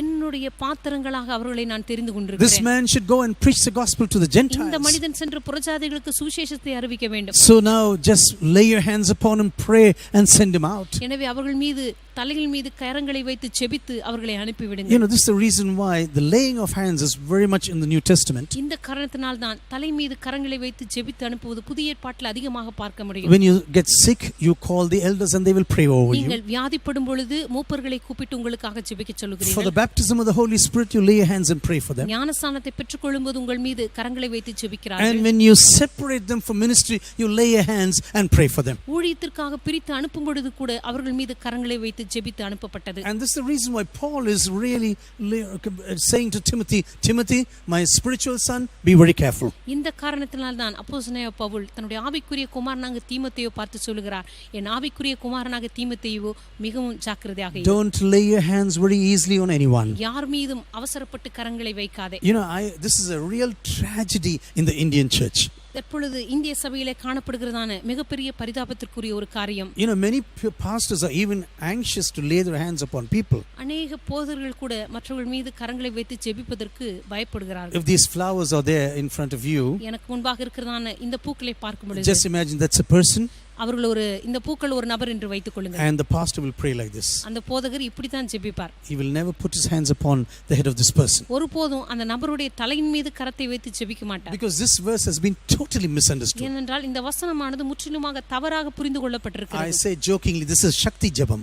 Shakti Jabam. சாதாரணமாக வேடிக்கையாக நான் சொல்லுவேன், இது ஒரு சக்தி ஜெபத்தை போல. Praying like this now to the person. அந்த நபரிடமிருந்து தூரமாக கரங்களை நீட்டி ஜெபிக்கிறது. Actually what Paul is writing is this. சாதாரணமாக அப்போஸ்தலனாகிய பவுல் இதைத்தான் சொல்லுகிறார். Don't separate anyone so easily for ministry. சீக்கிரமாக ஊழியத்திற்காக யார் மீதும் கரங்களை வைத்து ஜெபிக்காதே. Test them, test their integrity. அவர்களுடைய நேர்மையை சோதித்து பார். Test their character. அவருடைய குணாதிசயத்தை சோதித்து பார். Their prayer life. அவருடைய ஜெப காரியங்களை சோதித்து பார். Their truthfulness. அவருடைய வாழ்க்கையில் இருக்கிற உண்மையை சோதித்து பார். And after you test them for many years, அநேக வருஷங்கள் அவர்களை அருகிலிருந்து சோதித்து பார். You know, because before Apostle Paul came to ministry, many years passed away. அப்போஸ்தலனாகிய பவுல் ஊழியத்துக்கு வருவதற்கு முன்பாக கூட அநேக வருடங்கள் காத்திருந்தார். At least 8 years passed before he came to full time ministry. அவர் முழு நேர ஊழியத்துக்கு வருவதற்கு முன்பதாக கிட்டத்தட்ட 8 வருடங்கள் அவர் காத்திருந்தார். And then the church says, and then the Holy Spirit said, separate him now. அதற்கு பின்புதான் பரிசுத்த ஆவியானவர் சொன்னார், நான் அழைத்த ஊழியத்திற்காக அவர்களை பிரித்து விடுங்கள். And as these people were traveling together, அந்த நாளில் அவர்கள் எல்லாம் இணைந்து ஊழியத்திற்காக கடந்து சென்ற பொழுது Silas is there, and when they come to Lystra, they also see Timothy. சீலாவும் அப்போஸ்தலனாகிய பவுலும் லிஸ்திராவுக்கு வரும்பொழுது தீமோத்தேயுவை அங்கே சந்திக்கிறார்கள். I think Timothy is a wonderful man. தீமோத்தேயு ஒரு அற்புதமான மனிதன். But I think totally different to Apostle Paul. ஆனால் அப்போஸ்தலனாகிய பவுலுடைய குணாதிசயத்தை பார்க்கும் பொழுது முற்றிலுமாக வேறுபட்ட ஒரு குணாதிசயம் உள்ளவர். In the kingdom of God, we should not be same as other people. தேவனுடைய ராஜ்யத்தை பொறுத்தவரைக்கும் நம்ம எல்லாரும் ஒரே போலவே இருக்க முடியாது. I will come back to this bouquet once again. இந்த மலர்கொத்துக்கு மறுபடியும் நான் வருகிறேன். I don't like plastic flowers. சாதாரணமாக இந்த பிளாஸ்டிக்கினால செய்யப்பட்ட பூக்கள் எனக்கு பிடிக்காது. But I will take it as an example. ஆனால் இதை ஒரு உதாரணமாக எடுத்துக்கொள்கிறேன். Different flowers. இங்கே வித்தியாசமான பூக்கள் இருக்கிறது. Different leaves. வித்தியாசமான இலைகள். Everything joined together and then they are beautiful. எல்லாம் இணைந்து வேறு விதமாக இருக்கிறது, ஆனால் அழகாக இருக்கிறது. This is how the kingdom of God should be. இப்படித்தான் தேவனுடைய ராஜ்யம் இருக்க வேண்டும். Just imagine there are only Gideons here. இங்கே எல்லாருமே கிதியோனாகவே இருக்கிறார்கள் என்று வைத்துக்கொள்வோம். Most of the co-workers will run away. இருக்கிற அநேக உடன் ஊழியர்கள் ஓடி விடுவார்கள். ஐயோ தாங்க முடியாது. That's what they will say. They will just vanish from here. எல்லாரும் இங்கே இருந்து மறைந்து விடுவார்கள். Everyone, if he is going to be Gideon, எல்லாருமே இங்கே கிதியோனாகவே இருந்தால் there shouldn't be one Selvaraj. I also say not even one Selvaraj should not be there. இங்கே ஒரு செல்வராஜ்க்கு மேல இருக்க முடியாது. Gideon and Selvaraj and Kumar and Rajkumar and Sam, everyone together make the kingdom of God. இங்க இருக்கிற ஒவ்வொரு தனிப்பட்ட நபர்களும் இணைந்துதான் தேவனுடைய ராஜ்யத்தை அழகாக்குகிறார்கள். Men and women who are prepared to serve the kingdom of Jesus. தேவனுடைய ராஜ்யத்தின் நோக்கங்களுக்காக தியாகம் செய்து உழைக்கக்கூடிய ஆண்களும் பெண்களும் இணைந்துதான் தேவனுடைய ராஜ்யத்துக்காக சேவை செய்கிறார்கள். I imagine Paul is a fireball. இங்கே அப்போஸ்தலனாகிய பவுலை பார்க்கும் பொழுது அவன் ஒரு அக்கினி பந்து என்று சொல்லலாம். And this Timothy is a timid fellow. ஆனா இந்த தீமோத்தேயு கிட்டத்தட்ட ஒரு பயந்த சுபாவம் உள்ள மனிதன். And he is a sickly fellow also. அவன் சாதாரணமாக கொஞ்சம் பலவீனப்பட்ட சரீரம் உள்ளவன். He is not a fireball. அவன் அப்போஸ்தலனாகிய பவுலை போல ஒரு அக்கினி பந்து அல்ல. And this is the reason why he has to kindle the faith that's in Timothy once again through his letter. இந்த காரணத்தினால் தான் அப்போஸ்தலனாகிய பவுல் தன்னுடைய நிருபத்தை அவனுக்கு எழுதும் பொழுது உன்னுடைய விசுவாசத்தை அனல் மூட்டி எழுப்பு என்று think about the days we prayed for over you. நான் உங்களுக்காக ஜெபித்து அந்த நாளை யோசித்து பார் என்று சொல்லுகிறார். One side there's a totally timid fellow. ஒரு பக்கத்திலே மிகுந்த பயந்த சுபாவம் உள்ள ஒரு நபர். This apostle Paul fireball. இந்த பக்கம் அப்போஸ்தலனாகிய பவுல் ஒரு அக்கினி பந்தை போல. When you do a mistake you are gone. நீ ஒரு தவறு செய்தால் அவ்வளவுதான் தொலைந்தீர்கள். This is what he wrote to the Galatians one day. கலாத்தியருக்கு அப்போஸ்தலனாகிய பவுல் எழுதும் பொழுது இப்படி தான் எழுதுகிறார். Hey you foolish fellows. முட்டாள்களான கலாத்தியர்களே, what are you doing there? நீங்கள் என்ன செய்து You கொண்டிருக்கிறீர்கள்? came to the Lord Jesus Christ, நீங்கள் கர்த்தராகிய இயேசு கிறிஸ்துவினிடத்தில் வந்தீர்கள். and now you're going back to your traditions. ஆனால் இப்பொழுது உங்களுடைய பாரம்பரியத்துக்கு திரும்பி செல்கிறீர்களா? How can you ever do this? எப்படி இதை உங்களால் செய்ய முடியும்? You know, Apostle Paul and Timothy, they were so different. அப்போஸ்தலனாகிய பவுலும் தீமோத்தேயும் பார்க்கும் பொழுது ரெண்டு பேருமே இரண்டு வேறுபட்ட குணாதிசயம் உடையவர்கள். The greatest testimony for a mission, for a ministry, ஒரு ஊழியத்திற்கு இருக்கிறதான மிகப்பெரிய சாட்சி என்னவென்று சொன்னால், when different characters can work together for the kingdom of Jesus. வித்தியாசமான குணாதிசயங்கள் இணைந்து ஒன்றாக இயேசுவுக்கு சேவை செய்வதுதான். This is real testimony to that world. இதுதான் உலகத்திற்கு இருக்கிறதான உண்மையான சாட்சி என்று சொல்லலாம். You know, when the world sees, they will say, hey, wonderful. இந்த உலகம் உங்களை பார்க்கும் பொழுது சொல்ல வேண்டும், ஓ அற்புதமான நபர்கள். They are not only preaching about love, அவர்கள் அன்பை குறித்து பிரசங்கம் பண்ணுவது மாத்திரமல்ல, they are really loving one another. அவர்கள் உண்மையாகவே ஒருவரை ஒருவர் நேசிக்கிறவர்கள். They are prepared to forgive one another. ஒருவரை ஒருவர் மன்னிப்பதற்கு ஆயத்தமாக They are இருக்கிறார்கள். prepared to reconcile with one another. ஒருவர் ஒருவர் ஒப்புரவாவதற்கு அவர்கள் ஆயத்தமாக You know, இருக்கிறார்கள். some years ago, 9 o'clock service was to begin. சில வருடங்களுக்கு முன்பதாக 9 மணி ஆராதனை இங்கே ஆரம்பிக்க இருந்தது. I think next to this pillar, one sister was praying already. இந்த தூணுக்கு பக்கத்திலே ஏற்கனவே ஒரு சகோதரி ஜெபித்துக் கொண்டிருந்தார்கள். And I saw one sister coming with a white sari with the Bible pressed on her chest, and she came next to her. இன்னொரு சகோதரி வெளியே இருந்து தன்னுடைய பைபிளை தன்னுடைய மார்போடு கூட அணைத்துக் கொண்டு ஒரு வெள்ளை நிற உடையோடு கூட உள்ளே She வந்தார்கள். covered her head and knelt down next to this lady. தன்னுடைய தலையிலே முக்காடு போட்டுக்கொண்டு அந்த அருகில் இருந்த சகோதரி பக்கத்திலே முழங்கால் I பிடிக்கிட்டார்கள். do not know what happened to both of them some days ago or even before. அந்த இரண்டு பேருக்கும் நடுவில் என்ன பிரச்சனை சில நாட்களுக்கு முன்பாக நடந்ததோ எனக்கு தெரியாது. This lady saw her. திடீரென்று பக்கத்தில் இருந்த சகோதரியை பார்த்தார்கள். She did like that and walked away. There. திடீரென்று தன்னுடைய முகத்தை அப்படி செய்துவிட்டு எழுந்து போய் பின்பாக உட்கார்ந்தார்கள். I was standing there at the pulpit and I was laughing.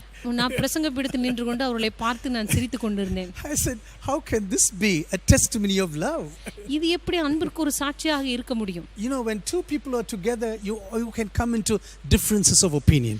இரண்டு பேர் ஒரு இடத்தில் இருந்தால் நிச்சயமாகவே கருத்து வேறுபாடுகள் இருக்க முடியும். When you're a group, there'll be more differences of நீங்க opinion. ஒரு குழுவாக வேலை செய்யும் போது இன்னும் கருத்து வேறுபாடுகள் இருக்கலாம். But the sign of love, Christian love, is that you work together in spite of your differences. ஆனால் கிறிஸ்துவ அன்பின் அடையாளம் என்னவென்று சொன்னால் உங்கள் மத்தியில காணப்படுகிற வேறுபாடுகளுக்கு மத்தியிலும் நீங்கள் இணைந்து ஊழியம் செய்வதுதான். These two people came together. இந்த இரண்டு பேரும் சேர்ந்து வந்தார்கள். And after they came to Lystra, அவர்கள் லிஸ்திராவுக்கு வந்தவுடனே they gathered this little boy and they were traveling together once again. இந்த தீமோத்தேயுவை அழைத்துக் கொண்டு அவர்கள் சேர்ந்து ஊழியம் செய்ய ஆரம்பித்தார்கள். You know, Paul never had Philippi on his agenda. அப்போஸ்தலனாகிய பவுல் எப்பொழுதுமே பிலிப்பி பட்டணத்தை தன்னுடைய பட்டியலிலே வைத்திருக்கவே இல்லை. But God knew it's a very crucial city.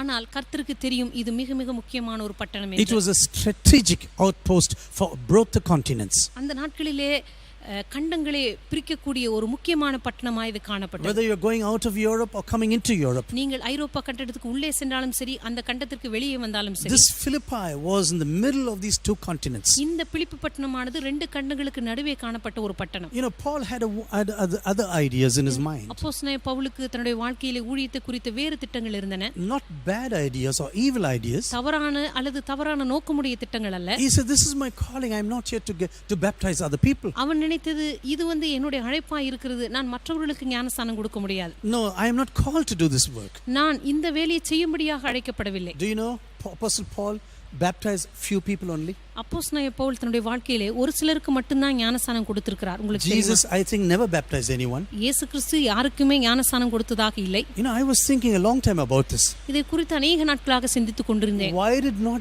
Jesus baptize anyone? ஏன் இயேசு கிறிஸ்துவை யாருக்கும் ஞானஸ்நானம் கொடுக்கவில்லை? I think, do you know why Jesus did not baptize? நான் என்ன நினைக்கிறேன் என்று சொன்னால், ஏன் இயேசு கிறிஸ்து ஞானஸ்நானம் கொடுக்கவில்லை என்றால், There'll be few people running around in this world அந்த நாட்களிலே இந்த உலகத்தில் ஒரு சிலர் அங்கும் இங்கும் அலைந்து கொண்டு totally bloated. முற்றிலும் பெருமை உள்ளவர்களாக, They say, do you know who baptized me? உங்களுக்கு தெரியுமா யார் எனக்கு ஞானஸ்நானம் கொடுத்தார்கள்? The Savior of the world. இந்த உலகத்தின் இரட்சகரே எனக்கு ஞானஸ்நானம் And கொடுத்தார். after that, people will build a temple or a church for these people. அதற்கு பிற்பாடு இப்படி இயேசுவினிடத்தில் ஞானஸ்நானம் பெற்றவர்களுக்கெல்லாம் ஆங்காங்கே கோயில் கட்ட ஆரம்பித்திருப்பார்கள். Baptized by the Savior of this இந்த world. உலகத்தின் இரட்சகரால் ஞானஸ்நானம் பெற்றவர்கள் என்று. Jesus said, no, this is not my job. இயேசு கிறிஸ்து நினைத்தார், இது என்னுடைய வேலை அல்ல, I will not baptize anyone. நான் யாருக்குமே ஞானஸ்நானம் கொடுக்க Apostle மாட்டேன். Paul, I think in 1 Corinthians chapter 1, he says like this. அப்போஸ்தலனாகிய பவுல் 1 கொரிந்தியர் 1ஆம் அதிகாரத்தில் இதை I சொல்லுகிறார். was not called to baptize. அவர் சொன்னார், ஞானஸ்நானம் கொடுக்கும்படியாக நான் அழைக்கப்படவில்லை. I am here to preach the gospel in unreached areas. நான் சுவிசேஷம் அறிவிக்கப்படாத இடங்களிலே சுவிசேஷத்தை அறிவிக்கும்படியாகவே அழைக்கப்பட்டேன். So Paul is now moving into Asia. எனவே அப்போஸ்தலனாகிய பவுல் இப்பொழுது ஆசியாவுக்கு நேராக செல்கிறார். Some years later, John will be writing a letter from Jesus to the 7 churches of Asia. சில வருடங்களுக்கு பிற்பாடு இயேசு கிறிஸ்துவினால் எழுதப்படுகிற அந்த 7 சபைகளுக்கு எழுதப்படுகிற ஒரு நிருபங்களிலே அவர் ஒரு நாள் இதை குறித்தும் எழுதுவார். And this is what Apostle Paul had in mind. இதைத்தான் அப்போஸ்தலனாகிய பவுல் தன்னுடைய மனதிலே நினைத்திருந்தார். I must go to these cities now. நான் இப்பொழுது இந்த பட்டணங்களுக்கு செல்ல வேண்டும். They are godless cities. அவர்கள் எல்லாம் தேவன் இல்லாத I பட்டணங்கள். have to preach the gospel. நான் போய் அங்கே சுவிசேஷத்தை அறிவிக்க வேண்டும். Sometimes you can have noble thinkings. சில நேரங்களிலே உங்களுடைய வாழ்க்கையிலே மிக நேர்மையான உன்னதமான நோக்கங்களை கொண்டிருக்கலாம். But God will still say, turn around. இருந்தாலும் கூட கர்த்தர் சொல்லலாம், இப்பொழுது உன்னுடைய வாழ்க்கையை திருப்பு. Turn around. இப்பொழுது நீ முற்றிலுமாக திரும்பு. I have a different way for you. உனக்காக வித்தியாசமான வேறொரு வழியை வைத்திருக்கிறேன். I have a different purpose for you. உனக்காக வேறொரு நோக்கத்தை நான் வைத்திருக்கிறேன். Maybe now it's too early for you to go there. ஒருவேளை இப்பொழுது அந்த இடத்திற்கு செல்வதற்கு நீ மிக முன்னதாகவே திட்டமிட்டிருக்கிறாய். Maybe someone else will go there one day. ஒருவேளை உனக்கு பதிலாக வேறொருவர் அந்த இடத்துக்கு செல்வார்கள். Do you know, after the resurrection of Jesus, இயேசு கிறிஸ்துவின் உயிர்த்தெழுதலுக்கு பிற்பாடு Peter and Paul went to the temple one day. பேதுருவும் யோவானும் ஒரு நாள் தேவாலயத்துக்கு சென்றார்கள். There is a lame man sitting at this gate, beautiful gate there. அங்கே அலங்கார வாசல் என்கிறதான சொல்லப்பட்டதான அந்த இடத்திலே ஒரு சப்பானி உட்கார்ந்து கொண்டிருந்தான். My question is, என்னுடைய கேள்வி என்னவென்றால், why did not Jesus heal this man? ஏன் இயேசு கிறிஸ்து இந்த மனிதனை அவரே சுகமாக்கவில்லை? Since birth this fellow is sitting there. ஏனென்றால் பிறந்ததிலிருந்தே அவன் அப்படித்தான் இருக்கிறான், அங்கே உட்கார்ந்து கொண்டிருக்கிறான். Jesus was going in and out of the temple. இயேசு கிறிஸ்து தேவாலயத்திற்குள்ளேயும் வெளியேயும் சென்றிருப்பார். Why did he not heal this person? ஏன் இந்த மனிதனை இயேசு கிறிஸ்து சுகமாக்கவில்லை? You know what Jesus should have thought? இயேசு கிறிஸ்து இப்படி நினைத்திருப்பார் என்று நினைக்கிறேன். After I go away to my father one day, நான் ஒரு நாள் என்னுடைய பிதாவினிடத்திற்கு செல்லும் பொழுது my friends Peter and John will come this way. என்னுடைய நண்பர்களாகிய பேதுரும் யோவானும் இந்த வழியாக And I will leave this job to my friends one day. இந்த வேலையை என்னுடைய நண்பர்களுக்காக நான் ஒரு நாள் விட்டு செல்கிறேன். I don't want to do this now. இப்பொழுது இதை நான் செய்ய But விரும்பவில்லை. my friends will accomplish this job. ஆனால் என்னுடைய நண்பர்கள் வந்து இதை செய்வார்கள். Sometimes you never know how God decides. சில நேரங்களில் தேவன் எப்படி தீர்மானிக்கிறார் என்று சொல்லி உங்களுக்கு தெரியாது. It is totally enigmatic when you think about the ways of God and how he deals with people. சில நேரங்களிலே தேவனுடைய வழிகளை குறித்தும் நாம் ஜனங்களோடு கூட எப்படி அவர்களை கையாளுகிறோம் என்று நினைத்து பார்க்கும் பொழுது அது முற்றிலுமாக வேறு விதமாக இருக்கிறது. We should never think we know everything, we understood everything in this world. இந்த உலகத்தில் எல்லாவற்றையும் அறிந்திருக்கிறோம், எல்லாமே நாம் தெரிந்து வைத்திருக்கிறோம் என்று நாம் நினைக்க முடியாது. Paul was not having any evil plan. அப்போஸ்தலனாகிய பவுலுடைய வாழ்க்கையிலே எந்த ஒரு தீமையான திட்டத்தையும் அவர் கொண்டிருக்கவில்லை. He had a wonderful vision to go and preach the gospel in Asia. சுவிசேஷத்தை போய் ஆசியாவிலே பிரசங்கிக்க வேண்டும் என்கிறதான அற்புதமான தரிசனத்தை அவர் வைத்திருந்தார். Jesus said, turn around. ஆனா இயேசு கிறிஸ்து சொன்னார், இப்பொழுது திரும்பு. Turn around now. இப்பொழுது நீ திரும்பு. Twice he is being blocked in his ministry. 2 முறை அவருடைய ஊழியத்திலே அவர் தடை பண்ணப்பட்டார். And he said, don't go this way now.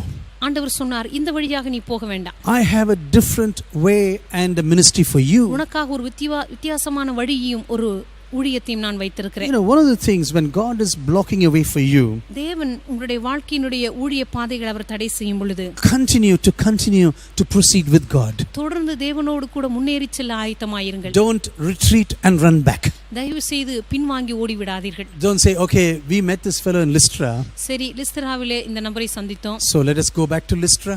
இப்பொழுது மறுபடியும் லிஸ்திராவுக்கே போய் விடலாம். And so there we can go and pray together. ஒருவேளை அங்க போய் நாம் காத்திருந்து ஜெபிக்கலாம். No, don't go to Lystra. இல்லை, லிஸ்திராவுக்கு போக வேண்டாம். Just keep on waiting.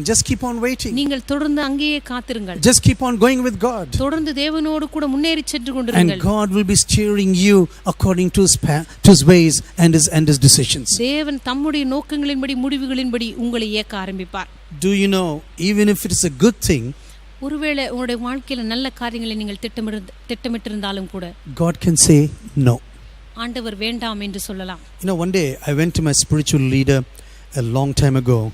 நீண்ட நாட்களுக்கு வருடங்களுக்கு முன்பதாக என்னுடைய ஆவிக்குரிய தலைவனை சந்திக்கும்படியாக சென்றிருந்தேன். A wonderful person who really taught me many things about Jesus. இயேசு கிறிஸ்துவை குறித்த அநேக காரியங்களை என்னுடைய வாழ்க்கையில கற்றுக் கொடுத்த அற்புதமான ஒரு தேவ மனிதன். Wonderful leader. அற்புதமான ஒரு தலைவன். I think he was the best next to Jesus for me personally. இயேசு கிறிஸ்துவுக்கு பிற்பாடு நான் அறிந்திருக்கிற அற்புதமான தலைவர் என்று சொல்லி நான் தனிப்பட்ட விதத்தில் நம்புகிறேன். No selfishness. எந்த ஒரு சுயநலமும் இல்லை. Always an encourager. எப்பொழுதுமே மற்றவர்களை உற்சாகப்படுத்துகிறவர். but a hard person in discipline. ஆனால் ஒழுக்கம் பண்ணுகிறதிலே மிக மிக கடினமான ஒரு நபர். When he says no, it is no. அவர் இல்லை என்று சொன்னால் இல்லைதான். He says sit down, it means sit down. உட்காரு என்று சொன்னால் உட்கார்ந்து தான் ஆக வேண்டும். But always a wonderful person. ஆனால் சாதாரணமாக ஒரு அற்புதமான நபர். One day I went to him and said, I have a problem. ஒரு நாள் அவரிடத்தில் போய் சொன்னேன், எனக்கு ஒரு பிரச்சனை இருக்கிறது. I do not know whether this is right or wrong, what I am going to do. நான் செய்கிற காரியம் அது சரியா தவறா என்று எனக்கு தெரியவில்லை என்று So சொன்னேன். how do I come to a conclusion? அப்பொழுது நான் கேட்டேன், எப்படி ஒரு முடிவுக்கு வருவது? He said, Gideon, you have to search your heart for the motivation of your heart. அவர் சொன்னார், கிடியோன், உங்களுடைய இருதயத்தினுடைய உள்நோக்கத்தை நீங்கள் ஆராய்ந்து பாருங்கள். And if your motivation is right, உங்களுடைய இருதயத்தின் உள்நோக்கம் சரியாக இருக்கும் என்று சொன்னால் carry on with God. தேவனோடு கூட தொடர்ந்து முன்னேறி If it is still wrong, இல்லை உங்களுடைய உள்நோக்கம் தவறாக இருக்கும் என்று சொன்னால் God will still stand against you. கர்த்தரே உங்களுக்கு விரோதமாக நின்று அதை திருப்பி விடுவார். He will still change the course of action. உங்களுடைய இயக்கங்களுடைய செயல்பாடுகளை அவரே திருப்பி விடுவார். But if your motivation is right, ஆனால் உங்களுடைய உள்நோக்கம் தேவனுக்கு முன்பாக சரியா இருக்கும் என்று சொன்னால், he said, don't fear any man. எந்த மனுஷனுக்கு நீங்க பயப்பட வேண்டிய Just அவசியம் இல்லை. carry on, just carry on. நீங்க தொடர்ந்து முன்னேறி போய் கொண்டே இருக்கலாம். And God will just guide you and steer you. கர்த்தர் நிச்சயமாகவே உங்களை வழிநடத்துவார், உங்களை இயக்குவார் என்று சொன்னார். You know, they had a wonderful vision from a man from Macedonia. அந்த நாளிலே மக்கதோனியா தேசத்திலிருந்து வந்த ஒரு மனிதனிடத்திலிருந்து ஒரு தரிசனத்தை இவர்கள் Then பெற்றுக்கொண்டார்கள். also now Dr. Luke is part of this team. இந்த குழுவிலே இப்பொழுது மருத்துவனாகிய லூக்காவும் பங்கு பெறுகிறார். When you read Acts of the Apostles continuously, அப்போஸ்தலர் நடபடிகளை நீங்கள் தொடர்ந்து வாசிக்கும் பொழுது, until now Luke is writing they. இந்த அதிகாரம் வரைக்கும் மருத்துவனாகிய லூக்கா அவர்கள் என்று எழுதி கொண்டிருப்பார். But now he says we.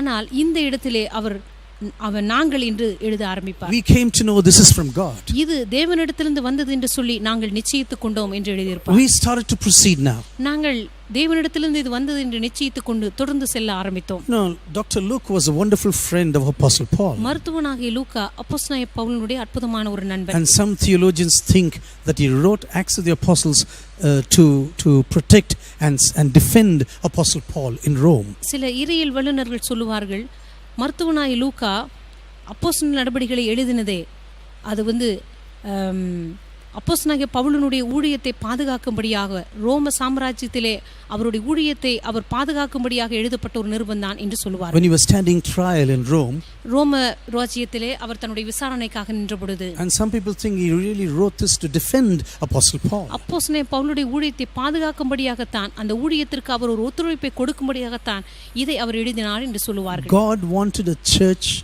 in Philippi. பிலிப்பி பட்டணத்திலே ஒரு சபை இருக்க வேண்டும் என்று சொல்லி தேவன் விரும்பினார். And sometimes the people whom he chooses சில நேரங்களிலே தேவன் தம்முடைய நோக்கங்களுக்காக தெரிந்து கொள்கிறதான நபர்கள் are not the people we usually would choose. சாதாரணமாக நாம் தெரிந்து கொள்கிற நபர்களாகவே அவர்கள் இருக்க மாட்டார்கள். You know, this man came to Philippi.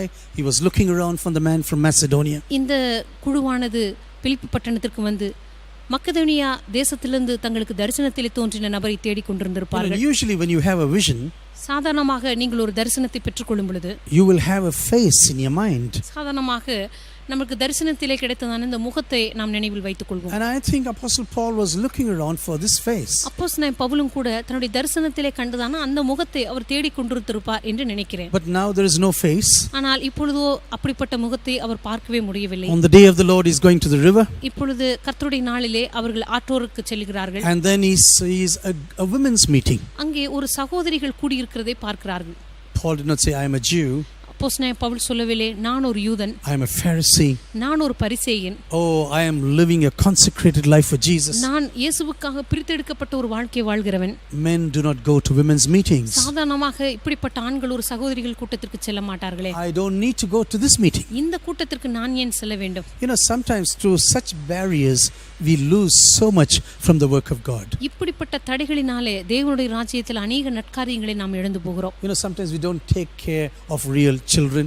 சில நேரங்களிலே சாதாரணமாக சிறு குழந்தைகளே நாம் அதிக முக்கியமாக எடுத்துக்கொள்ள We மாட்டோம். don't take much care about women. சாதாரணமாக பெண்களை அதிக முக்கியமாக எடுத்துக்கொள்ள And we மாட்டோம். say, no, I'm not going to this meeting now. இந்த கூட்டத்துக்கெல்லாம் நான் போக மாட்டேன் என்று சொல்வார்கள். Why should I go to a women's meeting? எதற்காக நாம் போய் ஒரு சகோதரிகள் கூடுகிற கூட்டத்திற்கு போக வேண்டும்? And this lady Lydia was called beautiful, or the meaning is beautiful. இந்த லீதியாள் என்று சொல்லப்படுகிற இந்த பெண்ணினுடைய பெயரினுடைய அர்த்தம் அழகானவள் என்று அர்த்தம். And through this God begins to open the door in Philippi. இந்த சகோதரியின் மூலம் பிலிப்பி பட்டணத்திலே தேவன் கதவுகளை திறக்க When ஆரம்பித்தார். you come and do a ministry, I tell you, நீங்கள் தேவனுடைய ராஜ்யத்திலே வந்து ஊழியம் செய்யும் பொழுது maybe sometimes God gives you just a small opening, அநேக நேரங்களில் தேவன் ஒரு சிறிய கதவை உங்களுக்காக திறக்கலாம். and you have to go into this crack and get into the kingdom. நீங்கள் தான் அந்த சிறிய வெடிப்பின் வழியாய் கடந்து சென்று தேவனுடைய ராஜ்யத்திற்காக முன்னேறி செல்ல வேண்டும். And we should go inside and say, yes Lord, thank you for this opening. ஆமாண்டவரே, நீ திறந்த இந்த சிறிய கதவுக்காக உமக்கு நன்றி என்று சொல்லி அதன் வழியாக கடந்து செல்ல முயற்சிக்க You know, வேண்டும். our own traditions sometimes can block everything what God has in mind. அநேக நேரங்களில் நம்முடைய சொந்த பாரம்பரியங்கள் தேவன் தம்முடைய மனதிலே வைத்திருக்கிற காரியங்களை நம்முடைய வாழ்க்கையில தடை செய்ய முடியும். And there Lydia gets saved. அந்த நாளிலே லீதியாள் ரட்சிக்கப்படுகிறாள். Our whole household is saved. அவருடைய முழு வீட்டாரும் ரட்சிக்கப்படுகிறார்கள். Obviously she's got a lot of slaves. அவருடைய குடும்பத்திலே அநேக அடிமைகள் இருந்திருக்க வேண்டும். She is a very rich lady. அந்த பெண் ஒரு ஐஸ்வர்யம் உள்ள சகோதரியாய் And இருந்தாள். so the whole household gets saved now. எனவே அவளும் அவளுடைய வீட்டாரும் ரட்சிக்கப்பட்டார்கள். But God says, no, this is not enough. ஆனா இப்பொழுது தேவன் சொன்னார், இது போதாது. You know, if you are going to plant a church, I tell you, நீங்கள் ஒரு சபையை நிறுவப் போகிறீர்கள் என்று வைத்துக் கொள்வோம். if you are really sent out by God, உண்மையாகவே நீங்கள் தேவனால் அனுப்பப்பட்ட ஒரு நபராய் இருப்பீர்களானால், when there is a leadership covering you, ஒரு தலைமைத்துவம் உங்களுக்கு பக்கபலமாய் இருக்கும் பொழுது, when there is a church praying for you behind you, ஒரு சபையானது உங்களுக்கு பின்பாக இருந்து உங்களுக்காக ஜெபித்துக் கொண்டிருக்கும் பொழுது, God will begin to open doors that you cannot imagine. கர்த்தர் நிச்சயமாகவே நீங்கள் கற்பனை செய்ய முடியாத கதவுகளை உங்களுக்காக திறக்க ஆரம்பிப்பார். You know, you don't need to go and steal sheep from there and sheep from here. நீங்கள் போய் இங்கும் அங்கும் ஆடுகளை திருட வேண்டிய அவசியம் இல்லை. You don't need to go and take the bricks of other buildings and say, I am building a wonderful house for God. இன்னொரு சபையினுடைய செங்கல்களை உருவிக்கொண்டு இதோ தேவன் என்னை கொண்டு அற்புதமாக ஆலயத்தை கட்டுகிறார் என்று சொல்ல முடியாது. No. You just keep on waiting. God will do the thing. இல்லை, நீங்கள் காத்திருக்க வேண்டும். தேவன் உங்களை கொண்டு காரியங்களை செய்ய ஆரம்பிப்பார். On that day, on the Lord's day, there is a group of women worshiping Jesus. அந்த கர்த்தருடைய நாளிலே எல்லாரும் இணைந்து ஆண்டவராகிய இயேசு கிறிஸ்துவை ஆராதித்துக் A கொண்டிருந்தார்கள். heart is open for the gospel. அவருடைய இருதயமானது சுவிசேஷத்திற்காக திறக்க And ஆரம்பித்தது. the whole household gets baptized. அவளும் அவருடைய வீட்டாரும் ரட்சிக்கப்பட்டு ஞானஸ்நானம் பெற்றார்கள். And then God says, okay, now on the street now. அதற்கு பிற்பாடு தேவன் சொன்னார், சரி இப்பொழுது நீங்கள் தெருக்களுக்கு போகலாம். This happened on the river bank. அந்த நாளிலே அது ஆற்றோரத்திலே நடந்தது. You being a testimony on the street is wonderful, isn't it? இப்பொழுது நீங்கள் தெருக்களுக்கு போய் சாட்சியாக இருந்தால் எவ்வளவு அற்புதமாக இருக்கும் இல்லையா? Paul is walking now and suddenly this little girl, இப்பொழுது அப்போஸ்தலனாகிய பவுல் தெருவழியாக செல்லும் பொழுது அங்கே ஒரு சிறு பெண், who's demon possessed, but he's telling the truth. பிசாசினாலே பிடிக்கப்பட்டு அவள் உண்மையை சொல்லுகிற ஒரு குறி சொல்லுகிறவள். And as she was shouting, oh, these are wonderful men of God. அவர் சொன்னார், இதோ ரட்சிப்பின் வழியே நமக்கு அறிவிக்கிறவர்கள் என்று சத்தமிட்டார். Oh, listen to them. இதோ அவர்கள் சொல்லுகிறதை கேளுங்கள் என்று சத்தமிட Paul ஆரம்பித்தார். did not say wonderful. அப்போஸ்தலனாகிய பவுல் சொல்லவில்லை, ஆக அற்புதமான ஒரு நபர், What a wonderful girl. என்ன ஒரு அற்புதமான ஒரு பெண், She is doing evangelistic work now. இதோ நமக்காக இந்த பெண்ணே சுவிசேஷ வேலையை செய்கிறாளே. Oh yes, the devil is speaking out of her, ஆமாமா, பிசாசு தான் அவள் மூலமாக பேசுகிறது. but she is telling the truth. ஆனால் அவள் சொல்லுகிறது உண்மைதானே. You know, sometimes even Satan can tell you the truth. Do you know that? சில நேரங்களிலே பிசாசு கூட உண்மையை சொல்ல முடியும், உங்களுக்கு தெரியுமா? And this is how he can deceive you and mislead you. இப்படித்தான் அவன் உங்களை வஞ்சித்து உங்களை தவறாக வழி நடத்துவான். You know, I've seen this in many even in Christian lives. அநேக கிறிஸ்துவுடைய வாழ்க்கையில கூட இதை நான் பார்த்திருக்கிறேன். They listen to the voice of Satan, அவர்கள் பிசாசுடைய சத்தத்திற்கு செவி கொடுப்பார்கள். and then they turn away from God, அதற்கு பிற்பாடு தேவனை விட்டு தூர போவார்கள். speaking to dead people. செத்தவர்களிடத்திலே பேச ஆரம்பிப்பார்கள். What is wrong in that? இதிலே என்ன தவறு இருக்கிறது என்று Yes, they are answering me. ஆம், அவைகள் எனக்கு பதில் சொல்லுகிறதே. But you know what the Bible says? ஆனால் வேதம் என்ன சொல்லுகிறது தெரியுமா? If you do this, you are a cursed person. செத்தவர்களிடத்திலே பேசுகிறவன் சபிக்கப்பட்டவன் என்று This is எழுதப்பட்டிருக்கிறது. what the word of God says. இதைத்தான் தேவனுடைய வார்த்தை சொல்லுகிறது. But Lord, they are telling the truth. ஆனால் ஆண்டவரே, அவைகள் உண்மையை சொல்லுகின்றனவே. This girl is telling the truth now. இந்த பெண் உண்மையை தானே சொல்லுகிறாள். Actually, she is evangelizing other people. உண்மையாகவே அங்க இருக்கிறதான ஜனங்களுக்கு அவள் சுவிசேஷ வழியை அறிவிக்கிறாள். But Paul cast out the demon now. ஆனால் அப்போஸ்தலனாகிய பவுல் அந்த பிசாசை அவளிடமிருந்து துரத்தினார். Immediately commotion. உடனடியாக அங்கே ஒரு கலகம் உண்டானது. Immediately opposition. உடனடியாக அங்கே ஒரு எதிர்ப்பு உண்டானது. Apostle Paul and his team is being taken away by the people. அப்போஸ்தலனாகிய பவுலும் அவருடைய குழுவும் உடனடியாக பிடித்துச் செல்லப்பட்டார்கள். I like to imagine these things like a film. அந்த நாளிலே நடந்ததான இந்த காட்சிகளை ஒரு படத்தை போல நான் கற்பனை செய்ய முயற்சிக்கிறேன். Just imagine on the street of Philippi. பிலிப்பி பட்டணத்துடைய தெருக்களிலே கற்பனை செய்து பாருங்கள். Everything is happening on the street. எல்லாமே தெருவிலே நடந்து கொண்டிருக்கிறது. Everyone is looking now. எல்லாரும் அதை பார்க்கிறார்கள். All the Romans are shouting. அங்க இருக்கதான எல்லா ரோமர்களும் சத்தமிடுகிறார்கள். Oh, he is talking against the Roman truth. அவன் ரோம ராஜ்யத்துக்கு விரோதமாக பேசுகிறான். Oh, he is speaking anything what we are teaching now. நாம் உபதேசிக்கிறதான உபதேசங்களுக்கு விரோதமாக அவன் போதிக்கிறான். And everyone is listening to this. எனவே எல்லாரும் அதை கேட்கிறார்கள். And suddenly he comes into prison. திடீரென்று அவர்கள் சிறைச்சாலைக்குள்ளே போடப்படுகிறார்கள். And as he is seated in prison, he and Silas. இங்கே சீலாவோடு கூட அப்போஸ்தலனாகிய பவுல் சிறைச்சாலையிலே உட்கார்ந்து கொண்டிருக்கும் பொழுது I wonder where Timothy was. I wonder where Luke was. தீமோத்தேயும் லூக்காவும் எங்கு சென்றார்களோ எனக்கு தெரியவில்லை. Both of them are sitting in prison. இவர்கள் ரெண்டு பேரும் சிறைச்சாலையில் இருக்கிறார்கள். The legs are bound. அவருடைய கால்கள் கட்டப்பட்டிருக்கிறது. And now suddenly at midnight they begin to praise and worship Jesus. அவர் நடுராத்திரியிலே தேவனை துதித்து பாட ஆரம்பித்தார்கள். You know, if you're a man or a woman of God, உண்மையாகவே ஒரு தேவனுடைய மனுஷனாக மனுஷியாக நீங்கள் இருப்பீர்கள் என்று your சொன்னார். quality will be known during the time of trouble. உங்களுடைய வாழ்க்கையினுடைய போராட்டத்தின் நாட்களிலே தான் உங்களுடைய உண்மையான தரம் தெரிய வரும். Your spiritual quality will be displayed only at such times. உங்களுடைய ஆவிக்குரிய தரமானது அப்படிப்பட்ட சூழ்நிலையில தான் வெளியாக்கப்படும். For me, Job is one of the greatest worshipper in the Bible. என்னை பொறுத்தவரை தேவனுடைய தாசனாகிய யோபு உண்மையான ஒரு ஆராதனைக்காரர். Do you know why I'm telling you this? நான் ஏன் இதை சொல்லுகிறேன் என்று சொன்னால், he lost everything. அவருடைய வாழ்க்கையில எல்லாவற்றையும் அவன் இழந்து விட்டான். Just imagine, can we ever cope with such a situation? நீங்கள் கற்பனை செய்து பார்த்தீர்களா, இப்படிப்பட்ட சூழ்நிலையே நாமாக இருந்தால் அதை தாங்க முடியுமா? All his children are dead. அவனுடைய எல்லா பிள்ளைகளும் இறந்து விட்டார்கள். His property is gone. அவனுடைய எல்லா ஆஸ்திகளும் போய்விட்டது. His wife his wealth is also gone, and then his health is also gone. அவனுடைய சொத்துக்களும் போய்விட்டது, அவனுடைய சரீர ஆரோக்கியமும் போய்விட்டது. And then he has a scolding wife at home. அதற்கு பிற்பாடு தன்னை திட்டுகிற ஒரு மனைவி அவனுடைய வீட்டில் இருக்கிறாள். Would you like to live in such a family situation? அப்படிப்பட்ட ஒரு குடும்பத்து நிலைமையிலே நீங்கள் வாழ விரும்புவீர்களா? This man is there. இந்த மனிதன் அங்க இருக்கிறான். You know what the word of God says? தேவனுடைய வார்த்தை என்ன சொல்லுகிறது தெரியுமா? He fell down on his knees and worshiped God. அவன் முழங்காலிலே விழுந்து தேவனை ஆராதிக்க தொடங்கினான். He fell down on his knees and worshiped God. தன்னுடைய முழங்காலிலே விழுந்து தேவனை ஆராதிக்க ஆரம்பித்தான். This is real worship. இதுதான் உண்மையான ஆராதனை. When your legs are bound, உங்களுடைய கால்கள் கட்டப்பட்டிருக்கும் பொழுது, you do not know how you're going to get out. நீங்க எப்படி விடுதலையாக போகிறீர்கள் என்று சொல்லி உங்களுக்கு தெரியாத பொழுது, God did not say, Paul, don't worry, you go to prison, I'll open the door. ஆண்டவர் ஒன்று சொல்லவில்லை, அப்போஸ்தலனாகிய பவுலே கவலைப்படாதே, சிறைச்சாலைக்கு போ, உன்னை நான் விடுதலையாக்கி விடுவேன் என்று சொல்லவில்லை. Tonight when you praise and worship, இந்த இரவிலே நீ ஆராதிக்கும் பொழுது there'll be an earthquake, அங்கே ஒரு பூகம்பம் உண்டாகும். and I will do a miracle. அந்த நேரத்திலே நான் ஒரு அற்புதத்தை செய்வேன். If God will say everything to us, it's very easy to believe. இப்படி ஆண்டவர் ஏற்கனவே எல்லாவற்றையும் சொல்லிவிட்டால் விசுவாசிப்பது சுலபம்தான். But the problem is God is not speaking. ஆனால் பிரச்சனை என்னவென்றால் ஆண்டவர் எதுவுமே பேசவில்லை. He is not telling us all the details. ஆண்டவர் எந்த தகவல்களையும் சொல்லவில்லை.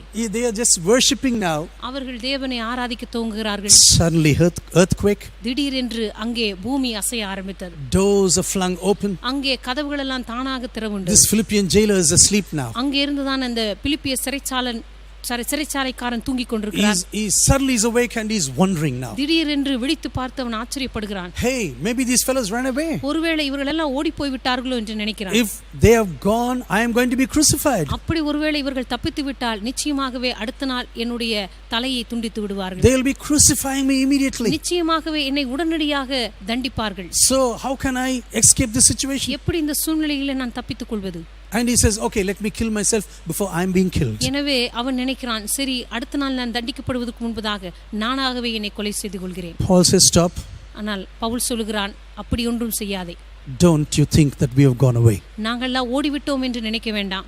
We are not like that. நாங்கள் அப்படிப்பட்டவர்கள் அல்ல. We are the disciples of Jesus. நாங்கள் இயேசுவினுடைய சீஷர்கள். We will not run away. நாங்கள் ஓடி போக மாட்டோம். Don't do harm to yourself. தயவு செய்து உனக்கு எந்த கெடுதியும் செய்து கொள்ளாதே. Keep quiet. அமைதியாக இரு. And I think this man was so shaken.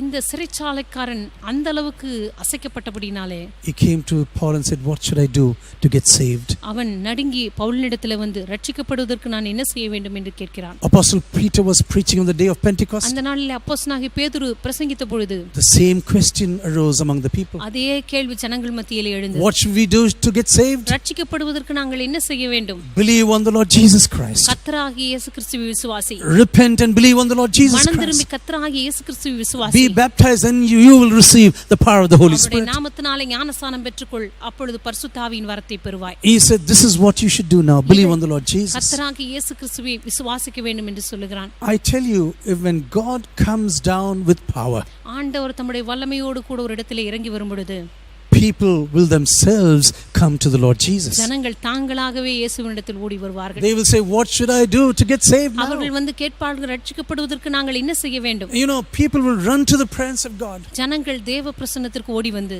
These are the days I am yearning for in the churches of this world. இந்த நாட்களிலே உலகத்தில் காணப்படுகிறதான சபைகளில் இந்த நாட்கள் வரும்படியாய் நான் வாஞ்சிக்கிறேன். This is the thing what we should pray, keep on praying for the future when we look into the church of Jesus. கர்த்தராகிய இயேசு கிறிஸ்துவின் சபையை பார்க்கும் பொழுது இப்படிப்பட்ட நாட்களை நாம் காணத்தக்கதாக நாம் ஜெபிக்க வேண்டும். Lord, come down with your power. ஆண்டவரே, உம்முடைய வல்லமையோடு கூட நீர் கடந்து Shake வருவீராக. the prisons of the lives of the people. ஆண்டவரே, ஜனங்களுடைய வாழ்க்கையில காணப்படுகிறதான சிறைச்சாலைகளை நீர் அசைக்கும்படியாக Let there be earthquakes in the lives of the people. ஆண்டவரே, ஜனங்களுடைய வாழ்க்கையில ஒரு பூகம்பத்தை நீ உண்டாக்குவீராக. When the lives of the people are shaken, ஜனங்களுடைய வாழ்க்கையானது அசைக்கப்படும் பொழுது suddenly people will say, what should I do to get saved? திடீரென்று ஜனங்கள் வந்து கேட்பார்கள், ரட்சிக்கப்படுவதற்கு நாங்கள் என்ன செய்ய And வேண்டும்? I pray even this earthquake of this pandemic, இந்த நாட்களிலே காணப்படுகிறதான இந்த வைரஸ் தொற்றினுடைய இந்த அசைவுகளின் மத்தியிலே that it கூட will drive people to the presence of Jesus.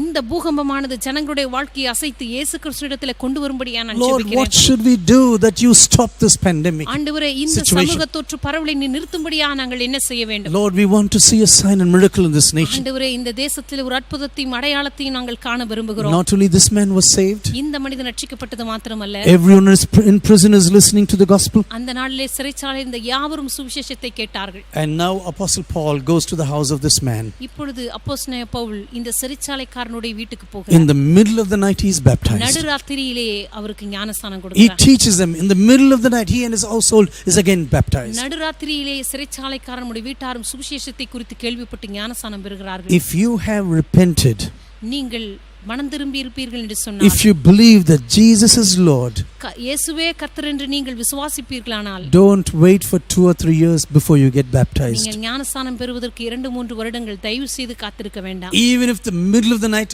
go and get baptized. நடுராத்திரியா இருந்தாலும் சரி, போய் ஞானஸ்நானத்தை பெற்றுக்கொள்ளுங்கள். If you really believe that Jesus died for you, இயேசு கிறிஸ்து உங்களுக்காக மரித்தார் என்று விசுவாசிப்பீர்களானால், if you really believe that Jesus was buried for you, கர்த்தராகிய இயேசு கிறிஸ்து உங்களுக்காக அடக்கம் பண்ணப்பட்டார் என்று if you விசுவாசிப்பீர்களானால், really believe that Jesus was resurrected for you, இயேசு கிறிஸ்து உங்களுக்காக உயிர்த்தெழுந்தார் என்று உண்மையாக go விசுவாசிப்பீர்களானால், and get baptized. நீங்கள் போய் ஞானஸ்நானத்தை பெற்றுக்கொள்ளுங்கள். And as you are getting baptized, நீங்கள் ஞானஸ்நானத்தை பெற்றுக்கொள்ளும் பொழுது you say to the world and to Satan, நீங்கள் பிசாசை பார்த்தும் உலகத்தை பார்த்தும் ஒன்று சொல்லுகிறீர்கள், I have been crucified with Jesus. நான் இயேசு கிறிஸ்துவோடு கூட சிலுவையில் Yet அறையப்பட்டிருக்கிறேன். not I, but Jesus in me. நான் அல்ல, கிறிஸ்துவே எனக்குள் I ஜீவிக்கிறார். have been buried with Jesus. நான் இயேசு கிறிஸ்துவோடு கூட அடக்கம் பண்ணப்பட்டேன். And through the power of the Holy Spirit, I have been resurrected into the newness of life. பரிசுத்தாவின் வல்லமையினாலே இந்த புதிதாக்குதலின் வாழ்க்கைக்குள்ளாய் கடந்து வந்திருக்கிறேன். And I am come into a new spiritual life. இப்பொழுது ஒரு புதிய ஆவிக்குரிய வாழ்க்கைக்குள்ளாக பிறந்திருக்கிறேன். And this is the picture of something that is going to happen in the future. இதுதான் எதிர்காலத்தில் உங்களுடைய வாழ்க்கையில நடக்க போகிற ஒரு காரியத்தினுடைய படமாய் When காணப்படுகிறது. Jesus is going to return with the saints, இயேசு கிறிஸ்து ஒரு நாள் தம்முடைய பரிசுத்தவான்களோடு கூட இந்த உலகத்துக்கு every திரும்பி வருவார். grave is going to be opened. இந்த உலகத்தில் இருக்கிற எல்லா விதமான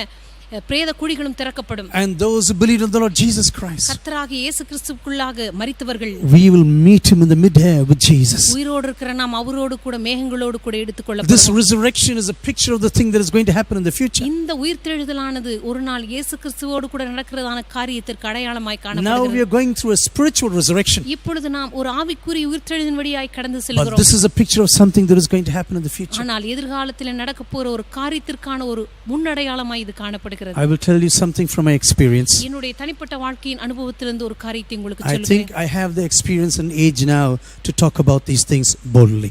இப்படிப்பட்ட காரியத்தை தைரியமாய் சொல்லக்கூடிய வயதிலே இப்பொழுது நான் இருக்கிறேன் என்று நான் நினைக்கிறேன். After establishing many churches, என்னுடைய வாழ்க்கையிலே அநேக சபைகளை நான் ஸ்தாபித்த I பிற்பாடு think I can really do this very boldly. இப்பொழுது நான் மிகுந்த தைரியத்தோடு கூட இதை செய்ய முடியும். The word apostolos means sent.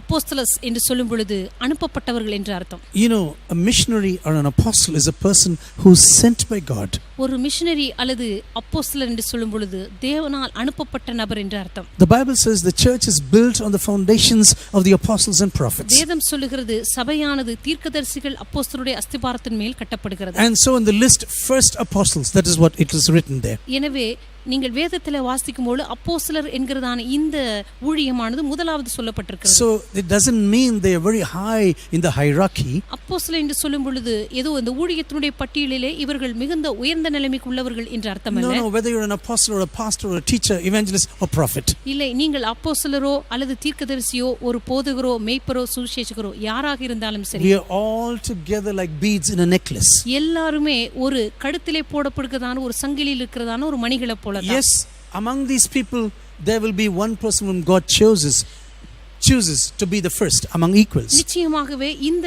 சங்கிலியிலே முதலாவது தேவன் வைக்கிற ஒரு நபர் உண்டு. But there must be a first person in order to take decisions in critical situations. நிச்சயமாகவே கடினமான சூழ்நிலையின் மத்தியிலே முடிவெடுக்கக்கூடிய ஒரு தலைமைத்துவம் அங்கே இருந்தாக வேண்டும். But if you are going to be a missionary going to plant churches, ஆனால் நீங்கள் ஒரு மிஷனரியாக இருந்து சபையை ஸ்தாபிக்க செல்வீர்கள் என்று சொன்னால், never be so, what should you say? So don't say I need to go now. I need to go now. ஒருபோதும் இதோ நான் செல்ல வேண்டும் என்று அவசரப்படாதீர்கள். Be patient. அமைதியாக பொறுமையாக இருங்கள். Let the leadership decide and then they pray for you and send you out. உங்களுடைய தலைமைத்துவம் உங்களுக்காக ஜெபித்து உங்களை வெளியே அனுப்பும் வரை காத்திருங்கள். Then you will have the backing of the spiritual leadership. அதற்கு பிற்பாடு இந்த தலைமைத்துவத்தினுடைய ஒரு பக்கபலம் உங்களுடைய ஊழியத்திலே காணப்படும். One of the tragedies of the church today in India, இந்த நாட்களிலே இந்திய சபைகளிலே காணப்படுகிற பரிதாபத்திற்குரிய காரியம் என்னவென்று சொன்னால், I don't want to criticize anyone, நான் யாரையும் குற்றப்படுத்தும்படியாக இதை சொல்லவில்லை, but please think about this. ஆனால் தயவு செய்து இதை குறித்து சிந்தித்து பாருங்கள். Whether this is biblical. இது வேதத்தின் அடிப்படையில் இருக்கிறதா இல்லையா என்று சொல்லி. Someone comes to and gathers all the people. யாரோ ஒருவர் வந்து ஒரு ஜனக்கூட்டத்தை சேர்த்துக் கொள்கிறார்கள். Takes 1000 rupees. அவரிடமிருந்து 1000 ரூபாய் வாங்கிக் கொண்டு and then gives them a reverend certificate. அதற்கு பிற்பாடு அவர்களுக்கு ஒரு போதகர் பட்டத்தை கொடுப்பது. Do you think 1000 rupees can make you a reverend?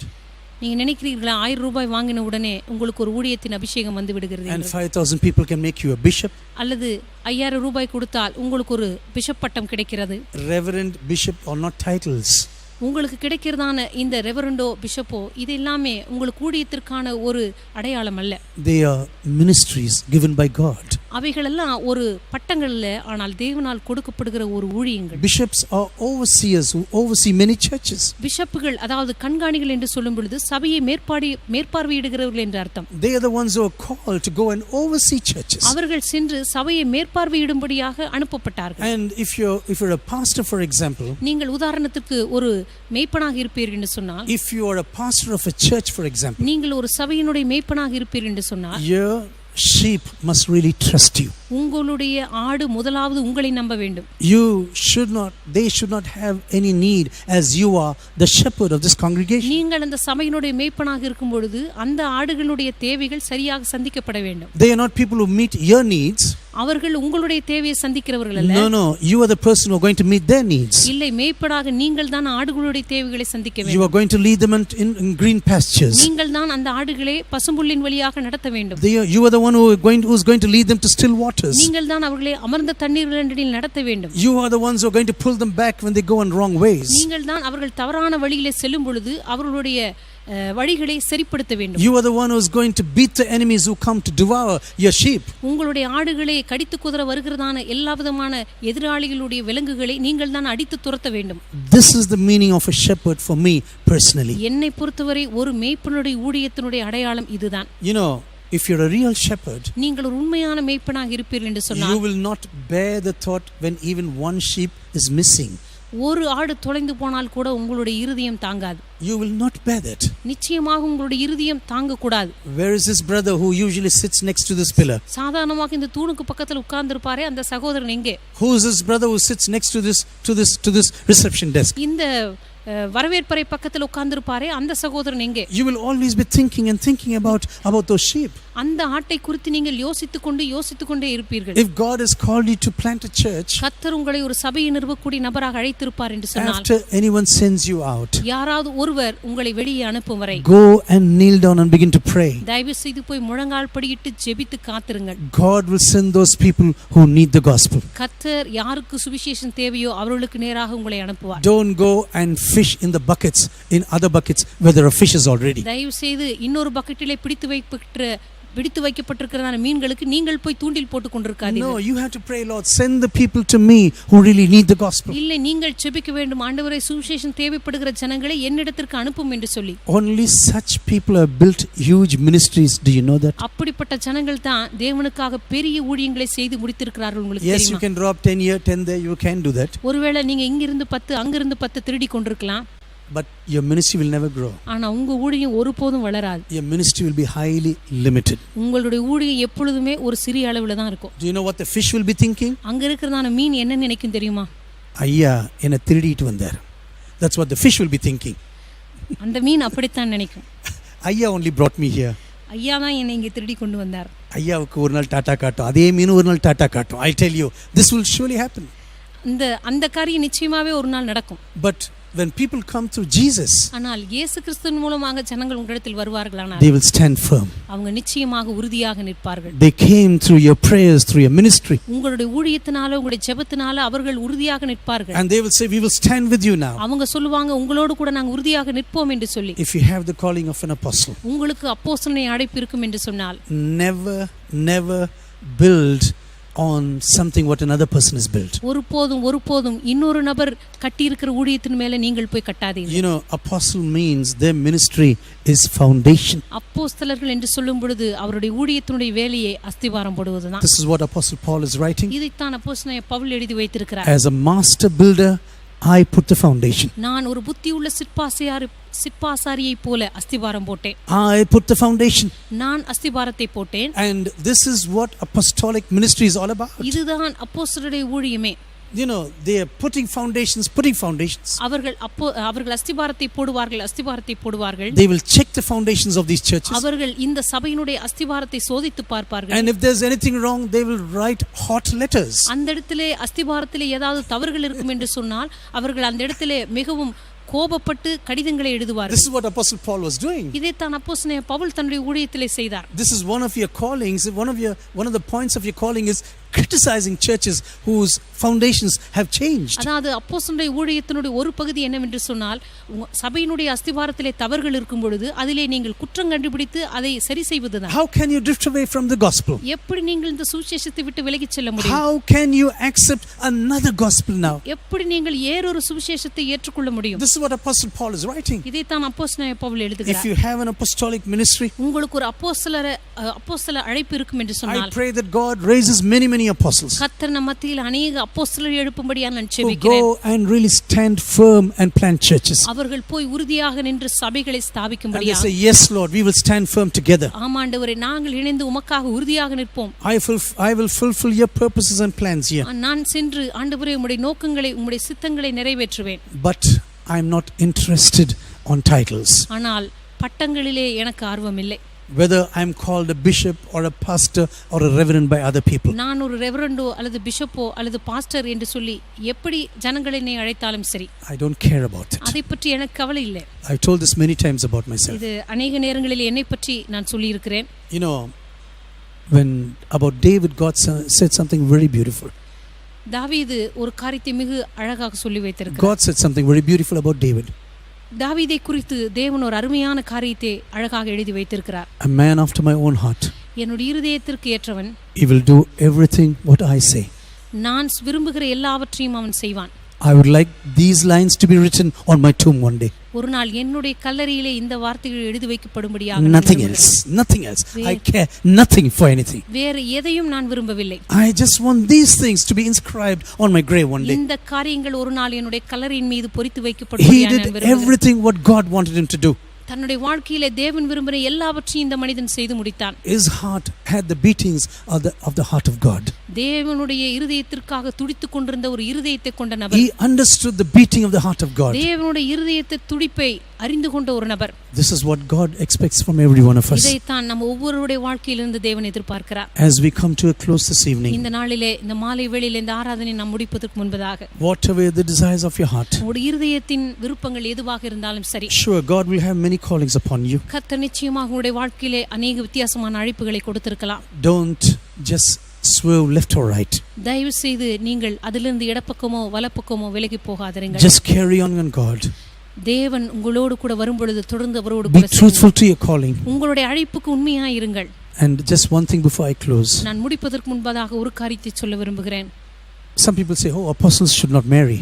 ஒரு சிலர் சொல்லுவார்கள், அப்போஸ்தலர்களானால் திருமணம் செய்யக்கூடாதே. You know, it is really, I do not know how people come to such conclusions. இப்படிப்பட்ட முடிவுக்கு ஜனங்கள் எப்படி வருகிறார்கள் என்று எனக்கு உண்மையாகவே தெரியவில்லை. God said to Peter, you are on the stone on which I am going to build my church. கர்த்தர் ஒரு நாள் பேதுருவை பார்த்து சொன்னார், இந்த கல்லின் மேல் என் சபையை கட்டுவேன் என்று. And God knew, Jesus knew that Peter was a married man. இயேசு கிறிஸ்துவுக்கு நிச்சயமாகவே தெரியுமே பேதுரு திருமணமான ஒரு நபர் என்று. He is going to be the chief apostle. அவன்தான் இந்த அப்போஸ்தலருக்குள்ளே முதன்மையான அப்போஸ்தலனாய் இருக்க He is போகிறவன். going to preach on the day of Pentecost. பெந்தெகோஸ்தே நாளன்று பிரசங்கிக்க போகிறவன். He is going to do the first miracle. அவன்தான் முதலாவது அற்புதத்தை செய்ய போகிறவன். 3,000 people are going to be saved. 3000 பேர் அவனை கொண்டு ரட்சிக்கப்பட போகிறார்கள். Do you think God will ever put a married person to this position if he is against marriage? தேவன் திருமணத்திற்கு எதிராக இருந்தோம் இந்த திருமணமான நபரை இந்த ஊழியத்திற்கு முதன்மை நபராக தெரிந்தெடுத்தார் என்று In நினைக்கிறீர்களா? 2 Corinthians, when Paul was defending his ministry, 2 கொரிந்தியரின் புத்தகத்திலே தன்னுடைய ஊழியத்தை குறித்து அப்போஸ்தலனாகிய பவுல் அதற்கு ஒத்துழைப்பு கொடுத்து அதை பாதுகாக்கும்படியாக இந்த கடிதத்தை எழுதும் பொழுது, this is what he is writing about himself. அவர் தன்னை பற்றி எழுதின காரியங்கள் இதுதான். Don't I have any right like other apostles? மற்ற அப்போஸ்தலர்களைப் போலவும் And also the brothers of Jesus? கர்த்தருடைய சகோதரர்களைப் போலவும் And also like Peter or Keba? அல்லது கேபாவை போலவும் Don't I have the right to take a sister or a wife along with me in my ministry? என்னுடைய ஊழியத்திலும் மனைவியாக ஒரு சகோதரியை கூட்டிக் கொண்டு திரிய எங்களுக்கு அதிகாரம் இல்லையா என்று எழுதுகிறார். You know, this is what he's saying. He says a sister and a wife along with me. மனைவியாகிய ஒரு சகோதரியை கூட்டிக் கொண்டு திரிய எங்களுக்கு அதிகாரம் இல்லையா? All the brothers of Jesus were married. கர்த்தருடைய சகோதரர்கள் எல்லாருமே திருமணமானவர்கள் தான். Peter was married. பேதுருவும் திருமணமானவன் தான். Obviously all the apostles were married. வெளிப்படையாக எல்லா அப்போஸ்தலர்களும் திருமணமானவர்கள் தான். I do not know how this confusion came into the church. I do not know. இந்த குழப்பம் சபைக்குள்ளே எப்படி வந்ததோ எனக்கு தெரியவில்லை. Yes, some people are called to live without marrying. ஆம், ஒரு சிலர் திருமணமாகாமல் தனிமையாக வாழும்படி அழைப்பு பெற்றவர்கள். I really appreciate the ministry. அப்படிப்பட்ட ஊழியத்தை உண்மையாகவே நான் மெச்சிக்கொள்கிறேன். Some people take decisions never to get married. ஒரு சிலர் நான் திருமணம் செய்ய மாட்டேன், ஒருபோதும் செய்ய மாட்டேன் என்று தேவனுக்கு முன்பாக தீர்மானித்திருக்கிறார். I had a wonderful friend. எனக்கு ஒரு அற்புதமான ஒரு நண்பர் உண்டு. Now he is with the Lord. இப்பொழுது அவர் கர்த்தரிடத்தில் போய்விட்டார். A wonderful supporter of our ministry. நம்முடைய ஊழியத்திற்கு மிக அற்புதமான ஒத்துழைப்பாளர். He never got married. அவர் ஒருபோதும் திருமணம் செய்து கொள்ளவில்லை. But there was no complaints about him until he died. ஆனால் அவர் மரித்த நாள் வரைக்கும் அவரை குறித்து எந்த புகாரும் இல்லை. All the youth, everyone were at his home. எல்லா வாலிபர்களும் அவங்க வீட்டில தான் இருப்பாங்க. No complaints. அவரை குறித்து எந்த புகாரும் இல்லை. Yes, there are people who are called like that. ஆம், அப்படிப்பட்ட அழைப்பு பெற்ற ஜனங்களும் இந்த உலகத்தில் இருக்கிறார்கள் தான். But you cannot make a tradition a compulsion. ஆனால் ஒரு பாரம்பரியத்தை நீங்க கட்டாயப்படுத்தி ஒருத்தருடைய வாழ்க்கையிலே திணிக்க முடியாது. Be truthful to the ministry God has called you. கர்த்தர் உங்களை எந்த ஊழியத்துக்கு அழைத்தாரோ அந்த ஊழியத்துக்கு உண்மையாயிருங்கள். If you're an apostle, put foundations. நீங்க ஒரு அப்போஸ்தலனா இருந்தால் அஸ்திபாரத்தை போடுங்கள். If you're a prophet, நீங்க ஒரு தீர்க்கதரிசியா இருந்தால் sow the direction through prayer. உங்களுடைய ஜெபத்தினாலே மற்றவர்களுக்கு திசையை காண்பியுங்கள். If you're a teacher, நீங்க ஒரு போதகனா இருந்தால் instruct the people. தேவனுடைய வார்த்தையிலிருந்து ஜனங்களுக்கு ஆலோசனைகளை If கொடுங்கள். you're a shepherd, நீங்க ஒரு மேய்ப்பனா இருந்தால் you are a protector. Be careful in your protection. நீங்கள் மற்றவர்களை பாதுகாக்கிறவர்கள் பாதுகாக்கும் வேலையிலே சரியாக If இருங்கள். you're an evangelist, நீங்கள் ஒரு சுவிசேஷகனா இருந்தால் you are attracting people into the church of Jesus. தேவனுடைய சபைக்குள்ளாக மற்றவர்களை கவர்ந்தெடுக்க கூடிய நபர். This is how ministry should go on. இப்படித்தான் ஊழியம் செல்ல I வேண்டும். want every eyes to be closed. எல்லாரும் உங்களுடைய கண்களை மூடும்படியாய் கேட்டுக்கொள்கிறேன்.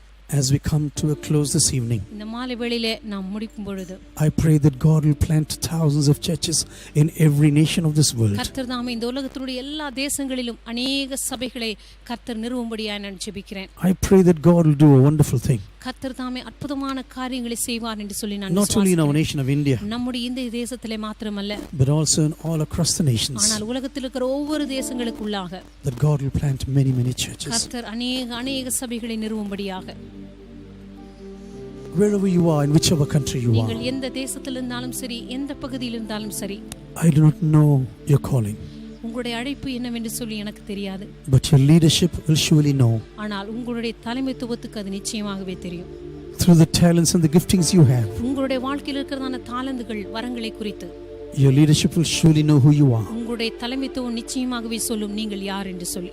And wait until they send you out. எனவே அவர்கள் உங்களை அனுப்பும் வரை தயவு செய்து காத்திருங்கள். If you want your ministry to grow, உங்களுடைய ஊழியம் வளர வேண்டும் என்று நீங்கள் விரும்பினால், if you want to do a wonderful thing for God, நீங்கள் தேவனுக்காக அற்புதமான காரியங்களை செய்து முடிக்க விரும்பினால், just carry on, keep on moving. தயவு செய்து தொடர்ந்து செயல்பட்டு கொண்டே இருங்கள். And God will steer you to His plans and purposes. கர்த்தர் நிச்சயமாகவே தம்முடைய திட்டங்களுக்கு நேராக, நோக்கங்களுக்கு நேராக உங்களை இயக்குவார். Maybe there's someone here who is still praying for direction. ஒருவேளை இந்த நாளிலே தேவனே எனக்கு ஒரு திசையை காண்பியும் என்று சொல்லி ஜெபித்துக் கொண்டிருக்கிற யாரோ ஒருவர் இங்க Dear இருக்கலாம். brother, dear sister, keep on waiting. அருமையான சகோதரனே, சகோதரியே, தொடர்ந்து காத்திருங்கள். Don't go shortcuts. தயவு செய்து குறுக்கு வழியை தேர்ந்தெடுக்காதீர்கள். Don't bypass the ways of God. தயவு செய்து தேவனுடைய வழியை குறுக்கு வழியாக கடந்து செல்லாதீர்கள். God has a purpose for you, கர்த்தர் உங்களுக்காக ஒரு திட்டத்தை வைத்திருக்கிறார். and He will surely fulfill it. கர்த்தர் நிச்சயமாகவே அதை நிறைவேற்றி முடிப்பார். Lord, I pray for everyone who's listening to this message. கர்த்தாவே, இந்த நாளில் உம்முடைய வார்த்தையை கேட்டு ஒவ்வொருவருக்காக நான் ஜெபிக்கிறேன்.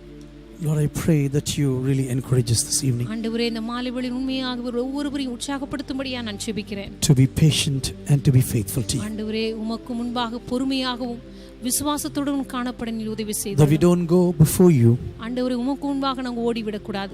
Lord, that we always follow you. ஆண்டவரே, எப்பொழுதுமே நாங்கள் உம்மை பின்பற்ற எங்களுக்கு உதவி செய்தரலாம். என் நண்பர் இயேசு என்னை மீட்க பல பாடடைந்தார். Let us sing this song together. இந்த பாடலை எல்லாரும் இணைந்து தெய்வ பிரசன்னத்திலே பாடலாம். As we sing this song, இந்த பாடலை நான் தெய்வ பிரசன்னத்திலே பாடும் பொழுது let us lead our lives in the presence of God once again. நம்முடைய வாழ்க்கை ஒரு விசையாய் கூட தெய்வ பிரசன்னத்திலே அர்ப்பணிக்கலாம். Let us say, Lord, this is my life. ஆண்டவரே, இதுதான் என் வாழ்க்கை. Use it according to your plans and purposes. ஆண்டவரே, உம்முடைய சித்தத்தின்படி, நோக்கத்தின்படி என்னை நடத்துவீராக. Steer my life properly, Lord, according to your ways. ஆண்டவரே, உம்முடைய வழிகளின்படி என்னுடைய வாழ்க்கையை நீர் இயக்குவீராக. Not my ways are important, ஆண்டவரே, என்னுடைய வழிகள் அல்ல, but your ways and your thoughts are important. ஆனால் உம்முடைய வழிகளும் உம்முடைய எண்ணங்களும் மிக மிக முக்கியமானவை. என் நண்பர் இயேசு என்னை மீட்க பல பாடடைந்தார். என்ன பதில் செய்வேனோ? என்னையும் தந்தேனே அவர் சேவையில், என் பிராணன் பலியாகட்டும். என் நண்பர் இயேசு என்னை மீட்க பல பாடடைந்தார். என் நண்பர் இயேசு என்னை மீட்க பல பாடடைந்தார். என்ன பதில் செய்வேனோ? என்ன பதில் செய்வேனோ? என்னையும் தந்தே அவர் சேவையில், என் பிராணம் பலியாகட்டும். என் பிராணம் பலியாகட்டும். இயேசு என்னை மீட்க பலன் பாடடைந்தார். என் நண்பர் இயேசு என்னை மீட்க பல பாடடைந்தார். அவர் செய்தது போல ஊழியம் செய்வேன். அன்றாடம் இன்னும் சிலுவை சுமப்பேன். அவர் செய்தது போல ஊழியம் செய்வேன். அன்றாடம் இன்னும் சிலுவை சுமப்பேன். கர்த்தரின் கர்த்தாங்குவார் கலரே கருத்தோடவர் வாக்கை நம்பி கடும் சேவை செய்வேன். கர்த்தரின் கரம் தாங்குவார். தளரே கருத்தோடவர் வாக்கை நம்பி கடும் சேவை செய்வேன். என் நண்பர் இயேசு என்னை மீட்க பல பாடடைந்தார். என் நண்பர் இயேசு என்னை மீட்க பல பாடடைந்தார். கர்த்தர் சித்தம் எல்லாம் நிறைவேறும் என்னும் கடைசி வரை யாவும் நலமாய் முடியும். கர்த்தர் சித்தம் எல்லாம் நடந்தேறும் என்னும் கடைசி வரை யாவும் நலமாய் முடியும். இயேசு வரும் நாள் வரை பூவில் கனியுள்ள மரமாய் திகழ்ந்து அவர் சேவை செய்வேன். இயேசு வரும் நாள் வரை பூவில் கனியுள்ள மரமாய் திகழ்ந்து அவர் சேவை செய்வேன். என் நண்பர் இயேசு என்னை மீட்க பல பாடடைந்தார். என் நண்பர் இயேசு என்னை மீட்க பல பாடடைந்தார். என்ன பதில் செய்வேனோ, என்ன பதில் செய்வேனோ, என்னையும் தந்தே அவர் சேவையில். என் பிராணன் பலியாகட்டும், என் பிராணன் பலியாகட்டும். என் நண்பர் இயேசு என்னை மீட்க பல பாடடைந்தார். என் நண்பர் இயேசு என்னை மீட்க பல பாடடைந்தார். Let us join together and pray the prayer of the Lord in Tamil now. எல்லாரும் இணைந்து ஆண்டவராகிய இயேசு கிறிஸ்து தம்முடைய சீடர்களுக்கு கற்றுக் கொடுத்ததான ஜெபத்தை தமிழிலே ஜெபிக்கலாம். People who are in other nations, please speak or pray in your own languages. மற்ற தேசங்களில் இருக்கிறவர்கள் உங்களுடைய சொந்த மொழியிலே உங்களுடைய ஜெபத்தை ஜெபிக்கலாம். பரமண்டங்களில் இருக்கிற எங்கள் பிதாவே, உம்முடைய நாமம் பரிசுத்தப்படுவதாக, உம்முடைய ராஜ்யம் வருவதாக, உம்முடைய சித்தம் பரமண்டத்திலே செய்யப்படுகிறது போல பூமியிலே செய்யப்படுவதாக. எங்களுக்கு வேண்டிய ஆகாரத்தை இன்று எங்களுக்கு தாரும். எங்கள் கடனாளிகளுக்கு நாங்கள் மன்னிக்கிறது போல எங்கள் கடன்களை எங்களுக்கு மன்னியும். எங்களை சோதனைக்குட்பட பண்ணாமல் தீமையினின்று எங்களை ரட்சித்துக் கொள்ளும். ராஜ்யமும் வல்லமையும் மகிமையும் என்றென்றைக்கும் உம்முடையவைகளே. ஆமென். Lord, I pray that you speak to us continuously. ஆண்டவரே, நீர் தாமே தொடர்ந்து எங்களோடு கூட பேசிக்கொண்டே இருக்கும்படியா நான் ஜெபிக்கிறேன். As we go away from this place, இந்த நாளிலே இந்த இடத்தை விட்டு நாம் கடந்து செல்லும் பொழுது, Lord, I pray that you speak to us through the book of Philippians. ஆண்டவரே, இந்த பிலிப்பியர் புத்தகத்திலிருந்து எங்களோடு கூட தொடர்ந்து பேசுவீராக. To be truthful to you and to be encouraged by you. ஆண்டவரே, உமக்கு முன்பாக உண்மை உள்ளவர்களாக இருக்கவும் உம்மால உற்சாகப்படுத்தப்படவும் எங்களுக்கு உதவி செய்தருளும். That we are full of joy in spite of all the pain around us. ஆண்டவரே, எங்களை சுற்றி இருக்கதான எல்லா வலிகளுக்கு மத்தியிலே உம்முடைய சந்தோஷத்தினால் நிரப்பப்பட்டவர்களாய் காணப்பட எங்களுக்கு உதவி செய்தருளும். Whatever trials we may face in our lives, ஆண்டவரே, எங்களுடைய வாழ்க்கையிலே எப்படிப்பட்டதான சோதனைகளை நாங்கள் சந்தித்தாலும் சரி, Lord, I pray that your fullness of joy is there in our hearts. ஆண்டவரே, எங்களுடைய இருதயங்களிலே உங்களுடைய சந்தோஷத்தின் பரிபூரணம் நிரப்பப்பட்டிருக்கு. எங்களுக்கு உதவி That we செய்தருளும். stay close to your heart and in your presence. ஆண்டவரே, உம்முடைய இருதயத்தோடு கூட நாங்கள் நெருக்கமாக இருக்க, ஆண்டவரே, உம்முடைய பிரசன்னத்திலே நாங்கள் நெருக்கமாக இருக்க எங்களுக்கு உதவி செய்தருளும். And the peace of God that surpasses all understanding, எல்லா புத்திக்கும் மேலான தேவ சமாதானமானது may this peace reign in our hearts today, tomorrow and forever. இன்றைக்கும் நாளைக்கும் நாம் ஒருவர் சந்திக்கும் வரை நம்ம ஒவ்வொருவரையும் ஆள கடவுதாக. Amen. எல்லாரும் சேர்ந்து சொல்லுவோம். என் ஆத்மாவே கர்த்தரை ஸ்தோத்திரி, என் முழு உள்ளமையோடு பரிசுத்த நாமத்தை ஸ்தோத்திரி. என் ஆத்மாவே கர்த்தரை ஸ்தோத்திரி, அவர் செய்த சகல உபகாரங்களையும் மறவாதே. Amen. God bless you. கர்த்தர் உங்களை ஆசீர்வதிப்பாராக. Please continue to pray for us, தயவு செய்து தொடர்ந்து எங்களுக்காக ஜெபித்துக் கொள்ளுங்கள். and we will also keep in touch with you and also pray for you. நாங்களும் நிச்சயமாகவே உங்களோடு கூட தொடர்ந்து தொடர்பில் இருப்போம். அதே போல உங்களுக்காக The ஜெபிப்போம். coming days are going to be highly testing, வருகிறதான நாட்கள் உண்மையாகவே மிகுந்த சோதனை நாட்களாக இருக்க போகிறது. but Be of good courage. God is with us. நீங்கள் தொடர்ந்து தைரியத்தோடு இருங்கள், கர்த்தர் உங்களோடு இருப்பாராக. Jesus is still there in the boat along with us. கர்த்தர் நிச்சயமாகவே இந்த பிரயாணத்தின் மத்தியில் நம்முடைய படகிலே நம்மோடு கூட இருக்கிறார். God bless you. Be blessed. கர்த்தர் உங்களை ஆசீர்வதிப்பாராக. Be blessed. நலமாயிருங்கள். அதிசயமாய் தாங்கும் தேவ பிரசன்னம் என்ன நடந்தால் எதிர்கொள்வோம்.